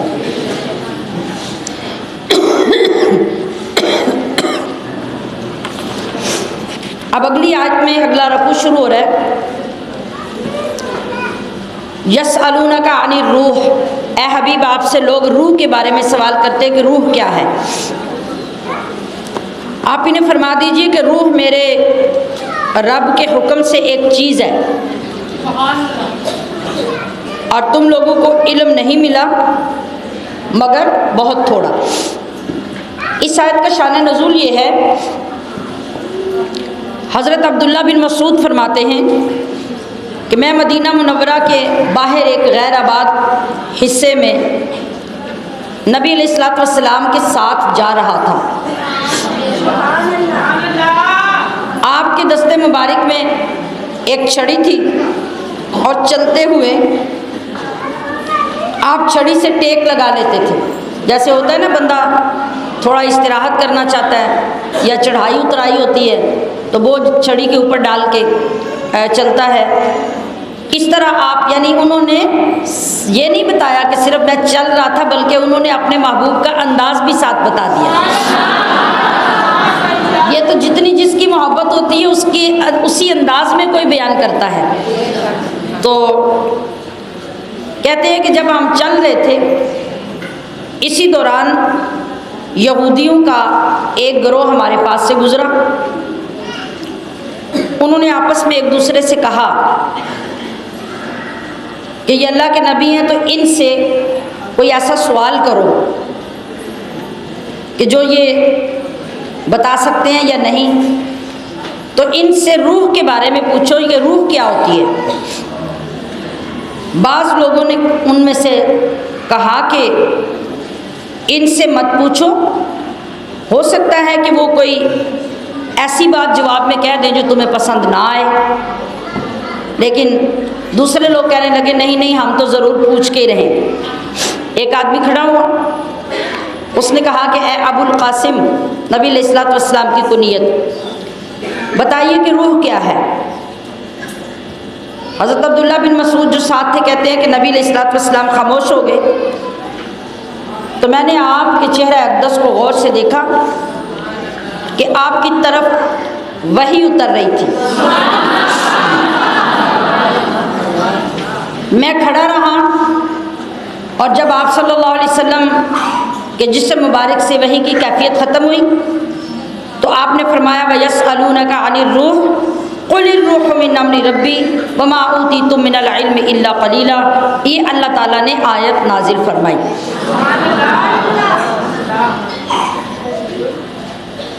تو جب یہودیوں نے نبی علیہ الصلوۃ والسلام سے سوال کیا، ایک تو اس کے بارے میں یہ شان نزول بیان کیا گیا اور دوسرا شان نزول اس کا یہ بیان کیا گیا کہ قریش نے یہودیوں سے کہا کہ ہمیں کوئی ایسی بات بتاؤ، کیونکہ یہودی پچھلے نبیوں کی کتابیں پڑھنے والے تھے، عالم تھے ان کتابوں کے، تو انہوں نے کہا کہ ہمیں تم کوئی ایسی بات بتاؤ جو ہم نبی صلی اللہ علیہ وسلم سے پوچھیں۔ تو یہودیوں نے کہا کہ تم لوگ ان سے روح کے بارے میں سوال کرو۔ یہ دو شان نزول ہیں اس آیت کے۔ تو بہرکیف اللہ تبارک و تعالیٰ نے اسی وقت آپ صلی اللہ علیہ وسلم کو روح کا علم عطا کیا۔ اس آیت میں بتا دیا گیا کہ روح کا معاملہ بڑا پوشیدہ معاملہ ہے، اس کے بارے میں حقیقی علم سب کو معلوم نہیں ہے، بلکہ جس کو اللہ عطا فرمائے بس وہی جان سکتا ہے، جیسا کہ اللہ نے سرکار دو عالم صلی اللہ علیہ وسلم کو اس کا علم عطا فرمایا۔ سبحان اللہ۔ بعض لوگوں نے کہا کہ اللہ کے نبی کو روح کا کوئی علم نہیں ہے، لیکن اللہ تبارک و تعالیٰ نے قرآن کریم میں یہ ارشاد فرما کر اس کو واضح کر دیا، فرمایا وَعَلَّمَكَ مَا لَمْ تَكُنْ تَعْلَمْ وَكَانَ فَضْلُ اللَّهِ عَلَيْكَ عَظِيمًا، کہ اے حبیب آپ کو ہم نے وہ سب کچھ سکھا دیا جو آپ نہیں جانتے تھے، اور آپ پہ اللہ کا بہت بڑا فضل ہے۔ تو اس سے کیا پتہ چلا کہ اللہ تبارک و تعالیٰ نے نبی علیہ الصلوۃ والسلام کو تمام اعلیٰ علوم سکھا دیے۔ اب آپ صلی اللہ علیہ وسلم اللہ کے محبوب بھی ہیں، اس کی ساری مخلوق کے سردار بھی ہیں، حتیٰ کہ نبیوں کے بھی سردار ہیں۔ تو یہ کیسے ہو سکتا ہے کہ اللہ نے اتنے علوم آپ کو سکھائے ہوں تو روح کا علم اپنے نبی کو نہ دیا ہو؟ یہ تو بالکل بھی نہیں ہو سکتا۔ اور یہ کہا گیا کہ تم لوگوں کو جو علم دیا گیا ہے وہ بہت تھوڑا علم ہے، یعنی لوگوں کا علم بہت تھوڑا علم ہے۔ کوئی بھی بندہ ہو، وہ عام بندہ ہو، عالم ہو، ولی ہو، تابعی ہو، صحابی ہو، کوئی بھی ہو، ہر ایک کے علم کے درجات ہیں۔ اللہ کا علم ساری کائنات کے سامنے لامتناہی علم ہے، جس کا کوئی کنارہ نہیں، جس کی کوئی حد نہیں، لیکن بندوں کو جو بھی علم دیا گیا اس کی کوئی نہ کوئی حد ہوگی، تو پھر اللہ کا علم اور بندوں کا علم برابر نہیں ہو سکتا۔ ایک بزرگ فرماتے ہیں کہ جو ولی ہیں، ولیوں کا علم نبیوں کے علم کے مقابلے میں ایسا ہے جیسے 7 سمندروں کے مقابلے میں ایک قطرہ۔ اب ولیوں کے پاس کتنا علم ہوتا ہے، لیکن اس کے باوجود اللہ کے علم کے سامنے وہ ایک قطرہ ہے۔ اور اس کے آگے جو نبی ہیں، سارے نبیوں کا علم ہمارے نبی محمد مصطفیٰ صلی اللہ علیہ وسلم کے علم کے مقابلے میں ایسے ہے جیسے 7 سمندروں کے مقابلے میں ایک قطرہ۔ وہ علم جو بندوں کو دیا گیا، بندوں کے علم کے مقابل نبی علیہ الصلوۃ والسلام کا علم ایسے ہیں جیسے 7 سمندر، اور باقی نبیوں کا علم ایسے ہے جیسے ایک قطرہ۔ اور جو اللہ کا علم ہے، جو اللہ کا علم ہے، ابھی اس کی بات نہیں، اب جو نبی علیہ الصلوۃ والسلام کا علم ہے، جو نبیوں کے سامنے 7 سمندروں کے برابر ہے، لیکن یہی علم نبی علیہ الصلوۃ والسلام کا اللہ کے علم کے سامنے ایسا ہے کہ جیسے اللہ کا علم 7 سمندر ہے اور نبی علیہ السلام کا علم ایک قطرہ ہے۔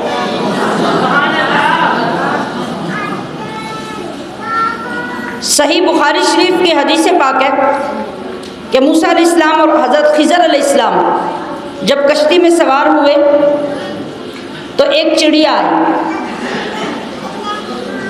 وہ چڑیا آئی اور کشتی کے کنارے پہ بیٹھ کر اس نے 1 یا 2 چونچے نیچے دریا میں، سمندر میں ماری، یعنی سمندر کے پانی میں۔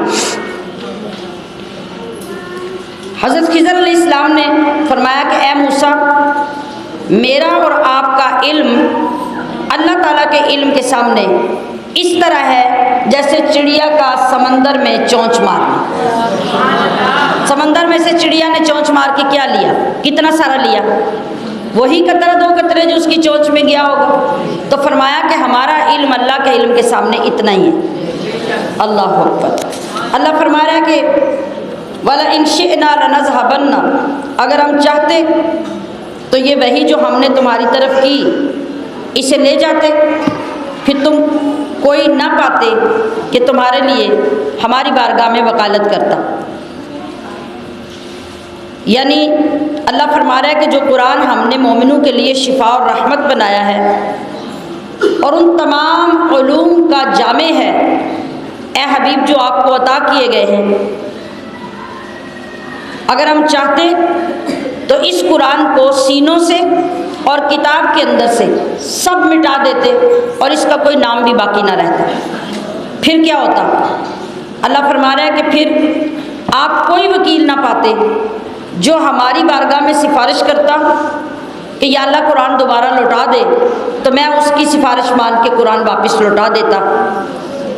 یہ کبھی نہیں ہو سکتا تھا۔ تو یہ میری رحمت ہی رحمت ہے کہ میں نے اس قرآن کو نہ سینوں سے نکالا نہ کتابوں سے نکالا، بلکہ قیامت تک کے لیے لوگوں کے لیے محفوظ کر دیا۔ یہ بہت بڑا فضل ہے اللہ پاک کا کہ اس نے نبی علیہ الصلوۃ والسلام پر قرآن نازل کیا، اور یہ بہت بڑا فضل ہے کہ اس نے ہمارے پیارے آقا کو تمام نبیوں کا سردار بنایا، اور یہ بھی بڑا فضل ہوگا کہ اللہ ہمارے محبوب علیہ السلام کو مقام محمود سے سرفراز فرمائے۔ اللہ تعالیٰ آج بھی اس بات پہ قادر ہے، یہ ڈریے اس بات سے کہ صبح اٹھیں، صبح اٹھ کے ہم قرآن کھولیں تو قرآن کے صفحے خالی ہو چکے ہوں۔ اللہ اس پہ بھی قادر ہے۔ آج ہمیں فکر کرنی چاہیے، آج ہمیں قرآن کو سمجھ لینا چاہیے، آج اس کے پڑھنے کی عادت ڈال لینی چاہیے۔ نبی علیہ الصلوۃ والسلام نے یہ بھی فرمایا ہے کہ اس وقت تک قیامت قائم نہیں ہوگی جب تک قرآن جہاں سے آیا ہے وہاں لوٹ نہ جائے گا۔ کیا مطلب ہے؟ کہ اللہ نے قیامت سے پہلے اس قرآن کو اٹھا لینا ہے۔ بتائیے اس وقت دنیا کی برکت کا کیا حال ہوگا، کہاں جائے گی برکت؟ مسلمان کیا کریں گے؟ آج کبھی ہم نے سوچا؟ آج قرآن ہمارے گھروں میں ہے، ہمیں قدر ہی نہیں ہے۔ اور کیسے اٹھا لیا جائے گا قرآن؟ لوگوں کے سینوں سے بھی ختم ہو جائے گا، اور کتابوں کے اندر سے بھی قرآن کے صفحے خالی کر دیے جائیں گے، وہ اٹھا لیا جائے گا، ختم ہو جائے گا۔ اور جب یہاں سے قرآن جائے گا تو اللہ کے عرش کے نیچے اس طرح اس قرآن کی آواز ہوگی جیسے شہد کی مکھی کی آواز ہوتی ہے۔ یہ بولے گا، اللہ سے جا کے بات کرے گا، کچھ کہنا چاہے گا، تو اللہ پوچھے گا کہ اے قرآن تیرا کیا حال ہے، تو کیا کہنا چاہتا ہے؟ قرآن عرض کرے گا، ذرا سنیے، قرآن عرض کرے گا اے میرے رب، میں تیرے پاس سے گیا تھا اور تیرے ہی پاس لوٹ آیا ہوں، میری تلاوت تو کی گئی، لوگوں نے مجھے پڑھا تو صحیح، میری تلاوت تو کی لگا، لیکن جو میرے اندر تو نے احکام اپنے بندوں کے لیے بھیجے انہوں نے عمل نہیں کیا۔ یہ قرآن خود جب جا کے اللہ کے حضور ہماری گواہی دے گا تو بتائیے ہمارے پاس کیا ثبوت رہ جائے گا؟ آج تو یہ لفظ نظر آتے ہیں نا، یہ تو ہماری سہولت کے لیے کتابوں میں لکھ کر پرنٹ کر دیا گیا، اصل میں تو یہ اللہ کا کلام ہے، اور یہ حادث نہیں، یہ قدیم ہے۔ اور اللہ کی بارگاہ میں جب اسی نے خود جا کے شکایت کر دی تو ہمارے پاس کیا رہے گا؟ ذرا غور کیجئے۔ ایسا ہوگا کہ آج قرآن دلوں میں بچے بچے کے سینے میں محفوظ ہو جاتا ہے تو یہ بھی معجزہ ہے، یہ معجزہ اٹھا لیا جائے گا۔ جو لوگ قرآن پڑھاتے ہوں گے، جو قرآن پڑھتے ہوں گے، صبح کے وقت اپنی روٹین کے مطابق جب لوگ اٹھیں گے بالکل قیامت کے نزدیک اور قرآن کھولیں گے، بچوں کو پڑھانے کے لیے بٹھائیں گے، لیکن اندر قرآن ہوگا ہی نہیں، تو پھر پاس ہمارے کیا رہ جائے گا؟ یقیناً وہی رہے گا نا جو ہم نے عمل سیکھا ہوگا، تو ہم اس پہ عمل کر سکیں گے اس وقت بھی کہ ہم نے قرآن سے یہ سیکھا ہے، تو جب ہم عمل کریں گے تو ہم سرخرو ہو جائیں گے، وہ ہماری بخشش کا سبب بن جائے گا۔ لیکن اگر ہم صرف تلاوت پر ہی اکتفا کرتے رہے تو اس وقت ہمارے پاس کیا رہے گا؟ یاد رکھیں کہ جس بندے کی نیت اچھی ہوگی اور اچھی نیت کے ساتھ وہ قرآن سے محبت کرے گا اور قرآن پر عمل کرے گا تو یقیناً اللہ پاک اس کا فیض اس کے پاس رہنے دے گا۔ لیکن جب یہ سب کچھ اٹھ گیا، بتائیے پھر ہماری اس وقت جو لوگ زندہ رہ جائیں گے ان کی حالت کیا ہوگی؟ آج جو ہمارے دلوں میں محبت کی کمی ہے، یہ کمی ہی ہمیں ذلیل و رسوا کر رہی ہے۔ گر درس قرآن ہم نے نہ بھلایا ہوتا تو یہ زمانہ نہ زمانے نے دکھایا ہوتا۔ آج بھی وقت ہے، قرآن سے جڑ جائیں، اس کے احکام پر عمل کرنا شروع کریں، اس کی محبت سے تلاوت کرنے کی عادت ڈالیں، تو انشاءاللہ ہماری گواہی اللہ کے ہاں یہ قرآن ہی جا کر اچھی دے گا۔ دیکھیں میرے خالہ جان تھے، سگے خالہ جان، تو آخری عمر میں ان کی نظر کمزور ہونے لگ گئی۔ ان کی عادت تھی کہ جب بھی وہ سفر کے لیے نکلتے، انہوں نے بڑی بڑی قرآن پاک کی ساری صورتیں زبانی یاد کی ہوئی تھی۔ تو سفر میں جب نکلتے تو گاڑی میں بیٹھتے، اور انہوں نے علاج کروانے کے لیے منڈی باولدین سے اسلام آباد جاتے، آخری جب بیمار تھے تو، یا پھر وہاں ان کا ایک صاحبزادہ تھا، اس کے پاس اگر جاتے رہنے کے لیے اور واپس آتے، تو انہوں نے پورے ٹائم میں یہ مقرر کیا ہوا تھا کہ اتنے ٹائم سے لے کے اتنے ٹائم تک اسلام آباد سے چل کے منڈی باولدین تک، اور منڈی باولدین سے چل کر اسلام آباد تک میری اتنی منزل ہوتی ہے، میں اتنی صورتیں پڑھ سکتی ہوں، اتنے ہزار فلاں چیز پڑھ سکتی ہوں، فلاں پڑھ سکتی ہوں، انہیں یہ زبانی یاد ہوتا۔ اب آخر عمر میں بھی جب وہ مطلب کافی ضعیف ہو چکے تھے اور نظر کمزور ہو رہی تھی، تو جب میری والدہ صاحبہ رحمۃ اللہ علیہ کا وصال ہوا تو کچھ دن میرے پاس آ کر رہے، تو سارا دن وہ کسی نہ کسی کو لے کر قرآن پاک لے کے بیٹھتے رہتے۔ میں جب بھی فارغ ہو کے آتی واپس تو مجھے کہتے کہ یہ سنو کہ آج میں نے اتنا یاد کیا ہے، اتنا یاد کیا۔ میں نے کہا آپ اس وقت بڑی ہمت ہے اور بڑا آپ کا ذہن ہے ماشاءاللہ، آپ اتنا یاد کر لیتے ہیں۔ کہتے ہیں میں اس فکر سے یاد کر رہی ہوں کہ میری نظر کمزور ہو گئی ہے اور کمزور ہوتی جا رہی ہے، تو جب مجھے بالکل نظر نہ آیا تو میں قرآن کیسے پڑھوں گی؟ تو میں زیادہ سے زیادہ اس لیے یاد کر رہی ہوں کہ مجھے یاد ہوگا تو نظر نہیں بھی ہوگی تو تب بھی میں پڑھ سکوں گی۔ تو یہ ایسے نیک لوگ جو ہوتے ہیں وہ اپنے پیچھے دوسرے لوگوں کے لیے نمونہ چھوڑ جاتے ہیں۔ ہم ان کی زندگیوں سے بہت اچھی باتیں سیکھ سکتے ہیں، اور یہ کام ہم سب بھی کر سکتے ہیں۔ ہمیں اگر نظر بچانے کی ضرورت ہوتی بھی ہے تو کبھی ہم نے یہ کہا کہ میری نظر کمزور ہو گئی ہے تو میں قرآن کیسے پڑھوں گی، چلے میں چل کے اینک لگوا لوں یا اپنی نظروں کا علاج کروا لوں؟ نہیں، ہم تو دنیا کے نظارے دیکھنے کے لیے آنکھیں بنواتے ہیں۔ تو اگر ہم بھی قرآن پڑھنے کی نیت سے آنکھ بنوائیں تو جب تک ہمارے آنکھ کا نور رہے گا ہمیں قرآن پڑھنے کا ثواب ملتا رہے گا۔ تو نیتیں اچھی جو ہیں وہ بندے کے اعمال کو اچھا کر دیتی ہیں۔ اللہ اکبر۔ اور کافروں نے کہا لن نؤمن لک حتی تفجر لنا من الارض ينبوعا، کہ جب تک آپ ہمارے لیے زمین کے اندر سے کوئی چشمہ جاری نہ کر دیں ہم آپ پر ایمان نہیں لائیں گے۔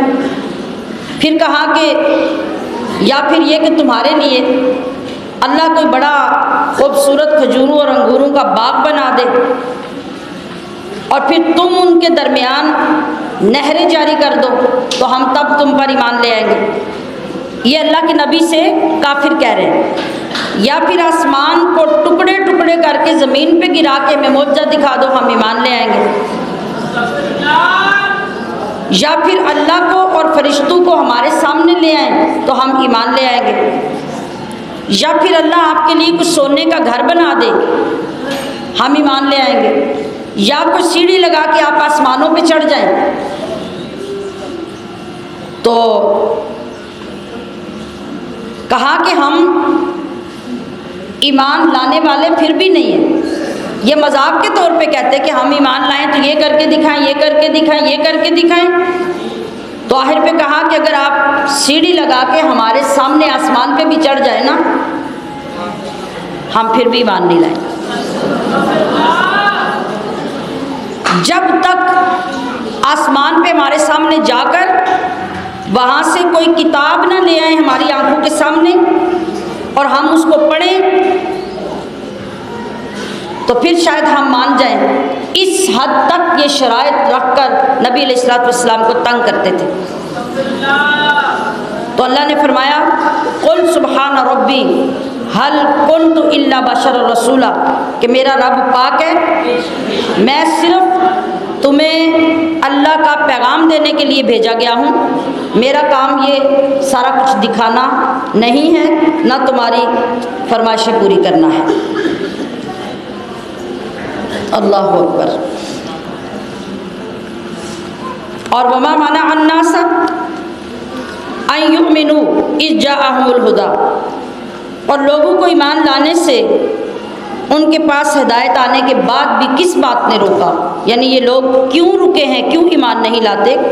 پھر خود ہی فرمایا کہ الا ان قالوا ابعث اللہ بشرا رسولا، صرف یہ بات کہ یہ کہتے ہیں کہ اللہ نے آدمی کو رسول بنا کے کیوں بھیجا۔ تو اللہ نے فرمایا کہ اگر تو زمین پہ فرشتے رہتے ہوتے تو میں رسول بھی فرشتہ بناتا، میں نے چونکہ زمین پہ بندوں کو بسایا ہے تو بندہ ہی ان کے لیے رسول بنا۔ تو اے حبیب آپ انہیں بتا دیجئے کہ میرے اور تمہارے درمیان اللہ گواہ کافی ہے، مجھے تمہاری گواہیوں کی ضرورت بھی نہیں، اس لیے کہ اللہ اپنے بندوں کی خوب خبر رکھنے والا اور ان کو ہر حال میں دیکھنے والا ہے، اور جس کو اللہ ہدایت دے وہی ہدایت پر ہوتا ہے، اور جس کو وہ گمراہ کر دے تو پھر پوری دنیا میں کوئی دوست اور کوئی والی اس کا نہیں بن سکتا۔ ہم انہی لوگوں کو قیامت کے دن منہ کے بل اٹھائیں گے، یہ اندھے بھی ہوں گے، بہرے بھی ہوں گے، گونگے بھی ہوں گے، اور ان کا ٹھکانہ جہنم ہوگا۔ اللہ اکبر۔ یعنی منہ کے بال اٹھانے کا کیا مطلب ہے؟ بخاری شریف میں حدیث پاک میں اس کے متعلق تحقیق موجود ہے کہ ایک آدمی نے عرض کی یا رسول اللہ، اس آیت میں جو کہا گیا کہ کافروں کو چہرے کے بال، منہ کے بال اٹھایا جائے گا، تو کیسے اٹھایا جائے گا، کیسی صورت ہوگی؟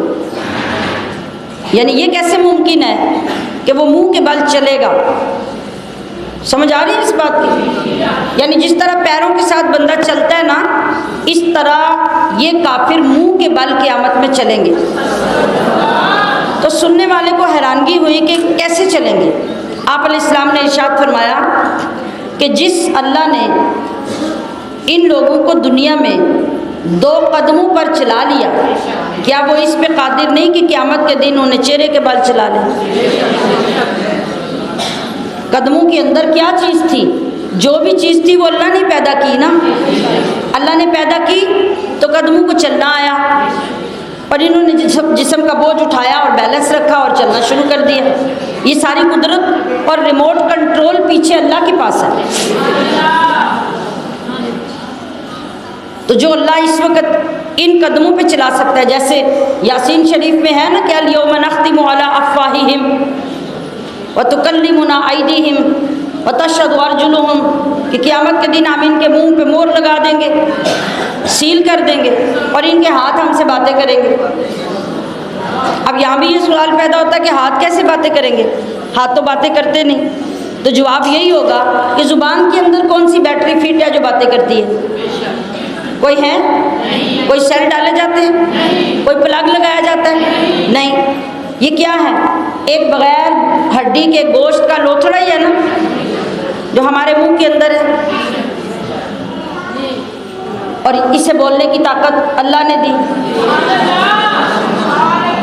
اب کان کے اندر کون سی بیٹری ہے جو سنتا ہے؟ کچھ معلوم ہے کسی کو؟ نہیں۔ آج کان کی ڈیوٹی سننے کی لگ گئی تو وہ ڈیوٹی دے رہا ہے، ہاتھ کی ڈیوٹی پکڑنے کی لگ گئی تو یہ ڈیوٹی دے رہا ہے، کل ان کی ڈیوٹیاں بدل جائیں گی تو یہ اپنی نئی ڈیوٹی پہ آ جائیں گے۔ کل اللہ زبان کو کہے گا اب تجھے بولنے کی اجازت نہیں، وہ بند ہو جائے گی۔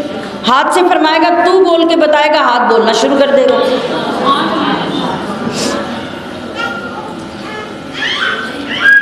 تو 3 طرح سے قیامت میں لوگ اٹھیں گے۔ بعض لوگ پیدل چلیں گے قیامت کے میدان میں۔ 50,000 سال کا دن ہے، ذرا اندازہ کر لیں۔ 50,000 سال کا دن لوگ پیدل چلیں گے، چلتے جائیں گے، چلتے جائیں گے، چلتے جائیں گے۔ اور بعض لوگ اپنی سواریوں پر سوار ہوں گے۔ سواریاں کون سی ہوں گی؟ بعض احادیث مبارکہ میں کہ دنیا میں جو لوگ خالص اللہ کے لیے قربانیاں دیتے ہیں، میدان قیامت میں اور پل صراط سے گزرنے کے لیے وہ قربانیاں ان کے لیے سواریاں بن جائیں گی۔ جو لوگ مسجدوں سے محبت کرتے ہیں، مسجدیں قیامت میں ان کے لیے کشتیاں بن جائیں گی۔ مسجدیں فلاں نہیں ہوں گی، اللہ مسجدوں کو اسی طرح اٹھا لے گا۔ تو مختلف حالات ہوں گے۔ اب جس طرح یہ دو طرح کے لوگ ہیں، تیسری طرح کے لوگ وہ ہوں گے جو چہروں کے بل چلیں گے۔ یہ کتنی ذلت کی بات ہوگی، لیکن اللہ پاک ان کو یہ سزا دے گا۔ اور کیوں دے گا؟ اس لیے کہ دنیا میں انہوں نے اللہ کے احکام کا انکار کیا۔ تو کیا انہوں نے نہیں دیکھا کہ اللہ وہ ہے جس نے آسمانوں اور زمینوں کو پیدا کیا؟ جس نے پیدا کیا وہ اس بات پہ بھی قادر ہے کہ وہ ان کو ختم کر کے دوبارہ ان جیسے بنا دے۔ اس میں کسی قسم کا کوئی شک نہیں ہے، لیکن کافروں نے انکار بھی کیا اور ظالموں نے انکار بھی کیا اور کفر بھی کیا۔ تو آپ فرمائیے کہ اگر تم لوگ میرے رب کے خزانوں کے مالک بن جاتے نا، تو جب بھی تم ایسے کنجوس ہو، اگر تمہیں اللہ مالک بنا دیتا اپنے خزانوں کا، تو تم اس قدر کنجوس ہو کہ تم کسی کو وہ دیکھنے کے لیے بھی نہ دیتے۔ یعنی تمہارے خرچ کرنے کا حال یہ ہے کہ تم ان کے اوپر سانپ بن کے بیٹھ جاتے، نہ کسی کی ضرورت پوری کرتے، نہ اپنے ہاتھوں سے ان کو خرچ کرتے۔ یعنی اپنی اصل کے اعتبار سے انسان کی حقیقت بتائی گئی کہ یہ انتہائی کنجوس ہے۔ آج دیکھ لیں، آج دنیا میں اس کا مشاہدہ کر لیں۔ انسان کو فطری طور پہ محتاج پیدا کیا گیا ہے، محتاج ہی ہے نا۔ اور جو محتاج ہوتا ہے نا، وہ لازمی طور پہ وہ چیز پسند کرتا ہے جس سے اس کی محتاجی دور ہو جائے، اور اسی لیے وہ جو چیز پسند کرتا ہے پھر اس کو اپنے پاس روک دیتا ہے، وہ دوسروں کو نہیں دیتا۔ آج غور کریں، ہمارے ارد گرد رہنے والے لوگوں میں جن لوگوں کو اللہ اور اس کے رسول کے ساتھ کوئی تعلق نہیں، ان پہ یقین نہیں، دین کے ساتھ کوئی شغف نہیں، وہ کروڑ پتی نہیں ارب پتی بھی ہیں، تو وہ اللہ کی راہ میں خرچ نہیں کریں گے۔ وہ دولت بنائیں گے، پلازے خریدیں گے، سوسائٹیز بنائیں گے، وہ بناتے جائیں گے، جمع کرتے جائیں گے۔ انہیں کبھی یہ خیال نہیں آئے گا کہ ابھی یہ زمین اور سوسائٹی خریدتے ہوئے یہیں کھڑے کھڑے مجھے موت آ جائے تو میرے پاس کیا ہے۔ ایسے لوگ ہیں کہ نہیں؟ اور بعض لوگ ایسے ہیں کہ ان کے پاس تھوڑا بھی ہو تو وہ اللہ کی راہ میں دیتے رہتے ہیں۔ وہ کون ہے؟ وہ ہیں جنہیں سمجھ آ گئی ہے کہ ہمیں دینے والی ذات وہ ایک ہی ہے اور اس کے وعدے سچے ہیں، تو ہم نے اگر اپنی دولت اور مال کو زیادہ کرنا ہے تو اس کا ایک ہی طریقہ ہے کہ ہم اس کی راہ میں دیتے رہیں، وہ ہمیں دیتا رہے گا۔ تو آپ جتنا اسے دیں گے وہ اتنا زیادہ آپ کو عطا کرے گا۔ تو پھر یہ صاف ظاہر ہو گیا کہ انسان اپنی فطرت کے اعتبار سے تو لالچی ہے، کنجوس بھی ہے۔ جب وہ پیسہ خرچ کرنے لگتا ہے، کتنے لوگ بڑے امیر ہیں لیکن آپ اپنی ضرورت کو لے کے ان کے گھر جائیں گے تو وہ آپ کو اس طرح ہینڈل کریں گے جیسے کسی فقیر کو کیا جاتا ہے۔ اور کچھ نارمل سٹیٹس کے لوگ جو ہیں وہ اتنے کھلے دل کے مالک ہوتے ہیں کہ لگتا ہے کہ ان کا دل یوں چاہ رہا ہے کہ جیسے وہ آپ کی ساری مصیبتیں دور کر دیں۔ ایسا کرنے والے لوگ بھی ہوتے ہیں۔ تو یہ چیزیں اس وقت پیدا ہوتی ہیں جب ہمارے اندر دین کی روشنی داخل ہوتی ہے، تو اللہ کا کرم ہو جاتا ہے۔ نبی علیہ الصلوۃ والسلام نے کیا فرمایا کہ جو تم نے کھایا وہ ضائع ہو گیا، جو تم نے پہنا وہ پرانا ہو گیا، جو تم نے اللہ کی راہ میں دیا وہ تمہارے لیے جمع ہو گیا، جو تم نے بینک میں رکھا اس میں سے تمہیں کیا ملا؟ آج جان نکلی تو ساری اولادوں نے، بہن بھائیوں نے اس پہ قبضہ کر لیا. کسی نے چوری نکلوا لی ہے، کسی نے دوسرے کو بتایا نہیں، کچھ نہیں کیا. ہر ایک اس سے کھانے کے چکر میں ہے، جو جس کے ہاتھ میں آیا اس نے لے لیا. اب بتاؤ کہ جو جوڑتا رہا اس کو کیا ملا؟ اسی لیے تو آپ علیہ السلام نے فرمایا کہ اے انسان، تیرا مال وہ ہے جو تو نے اپنے ہاتھ سے اللہ کو پیش کر دیا. تو ہم ایسے بے سمجھ لوگ ہیں کہ ہم یہاں دوسروں کے لیے محلات بھی بناتے ہیں، زمینیں بھی خریدتے ہیں، زیور بھی خریدتے ہیں، لباس بھی خریدتے ہیں، پیسے جمع کر کے بینک بھی بھرتے ہیں یا چھپا چھپا کے رکھتے ہیں، اور اپنا ہمارا جہاں گھر بننا ہے وہ خالی ہے، وہاں کچھ بنا ہی نہیں. وہ ہمارے صدقات و خیرات کے ساتھ بننا ہے، اللہ کی راہ میں خرچ کرنے سے بننا ہے. اور بننا بھی اس طرح کہ ہم نے ایک چیز اللہ کو دینی ہے، اس نے اس کے بدلے میں کبھی 10، کبھی 70، کبھی 100 اور کبھی 700 عطا کر دینی. تو ہمارا تو اصل میں وہ ہے. تو کبھی کبھی بیٹھ کے ہمیں دیکھنا چاہیے کہ جب آگے جا کے مجھے ضرورت پڑے گی تو میری رقم وہاں کتنی ہے. تو جب یہ سوچ آ جائے گی تو انشاءاللہ ہمارے ہاتھ کھل جائیں گے اور اللہ کی راہ میں دینا ہی ہمیں اچھا لگے گا. اب اللہ فرما رہا ہے کہ ہم نے موسیٰ کو 9 بڑی نشانیاں عطا کی. تو بنی اسرائیل سے پوچھو، جب ان کے پاس موسیٰ آئے تو ان سے فرعون نے کہا، یعنی موسیٰ کو جب اللہ نے بھیجا کہ jا کے تبلیغ کرے، تو فرعون نے ان سے کہا کہ میں دیکھ رہا ہوں اے موسیٰ کہ تمہارے اوپر کسی نے جادو کر دیا. تو موسیٰ علیہ السلام نے کیا فرمایا کہ تو اچھی طرح جانتا ہے کہ میرے پاس جو نشانیاں ہیں وہ اس رب نے نازل کی ہیں جو آسمانوں اور زمین کو بنانے والا ہے. اور یہ نشانیاں آنکھیں کھولنے کے لیے ہیں، حق کو پہچاننے کے لیے. تو اے موسیٰ تو یہ سمجھ رہا ہے کہ میرے اوپر جادو ہے، تو میں یہ سمجھ رہا ہوں کہ ان قریب تو تباہ و برباد ہو جانے والا ہے. تو پھر جب فرعون نے یہ چاہا کہ بنی اسرائیل کو زمین سے نکال دے یہاں سے، تو اللہ فرما رہا ہے کہ فَأَغْرَقْنَاهُ وَمَن مَّعَهُ جَمِيعًا، پھر ہم نے اس کو اور اس کے سارے لشکر کو غرق کر دیا. نشانیاں جو اللہ نے 9 دی تھی موسیٰ علیہ السلام کو، ایک تو آپ کا عصا تھا جو کبھی اژدہا بن جاتا، کبھی چھڑی بن جاتا، کبھی اس سے روشنی نکلتی، کبھی پتھر پہ مارتے تو 12 چشمے نکل آتے. بہت ساری چیزیں اس عصا کے ساتھ ہوتی. ایک ید بیضا تھا کہ آپ اپنے ہاتھ کو یوں بغل کے نیچے کر کے واپس نکالتے تو اس ہاتھ کے ساتھ روشنی پھیل جاتی اور بغیر کسی عذر کے چمکتا دمکتا ہاتھ باہر آتا.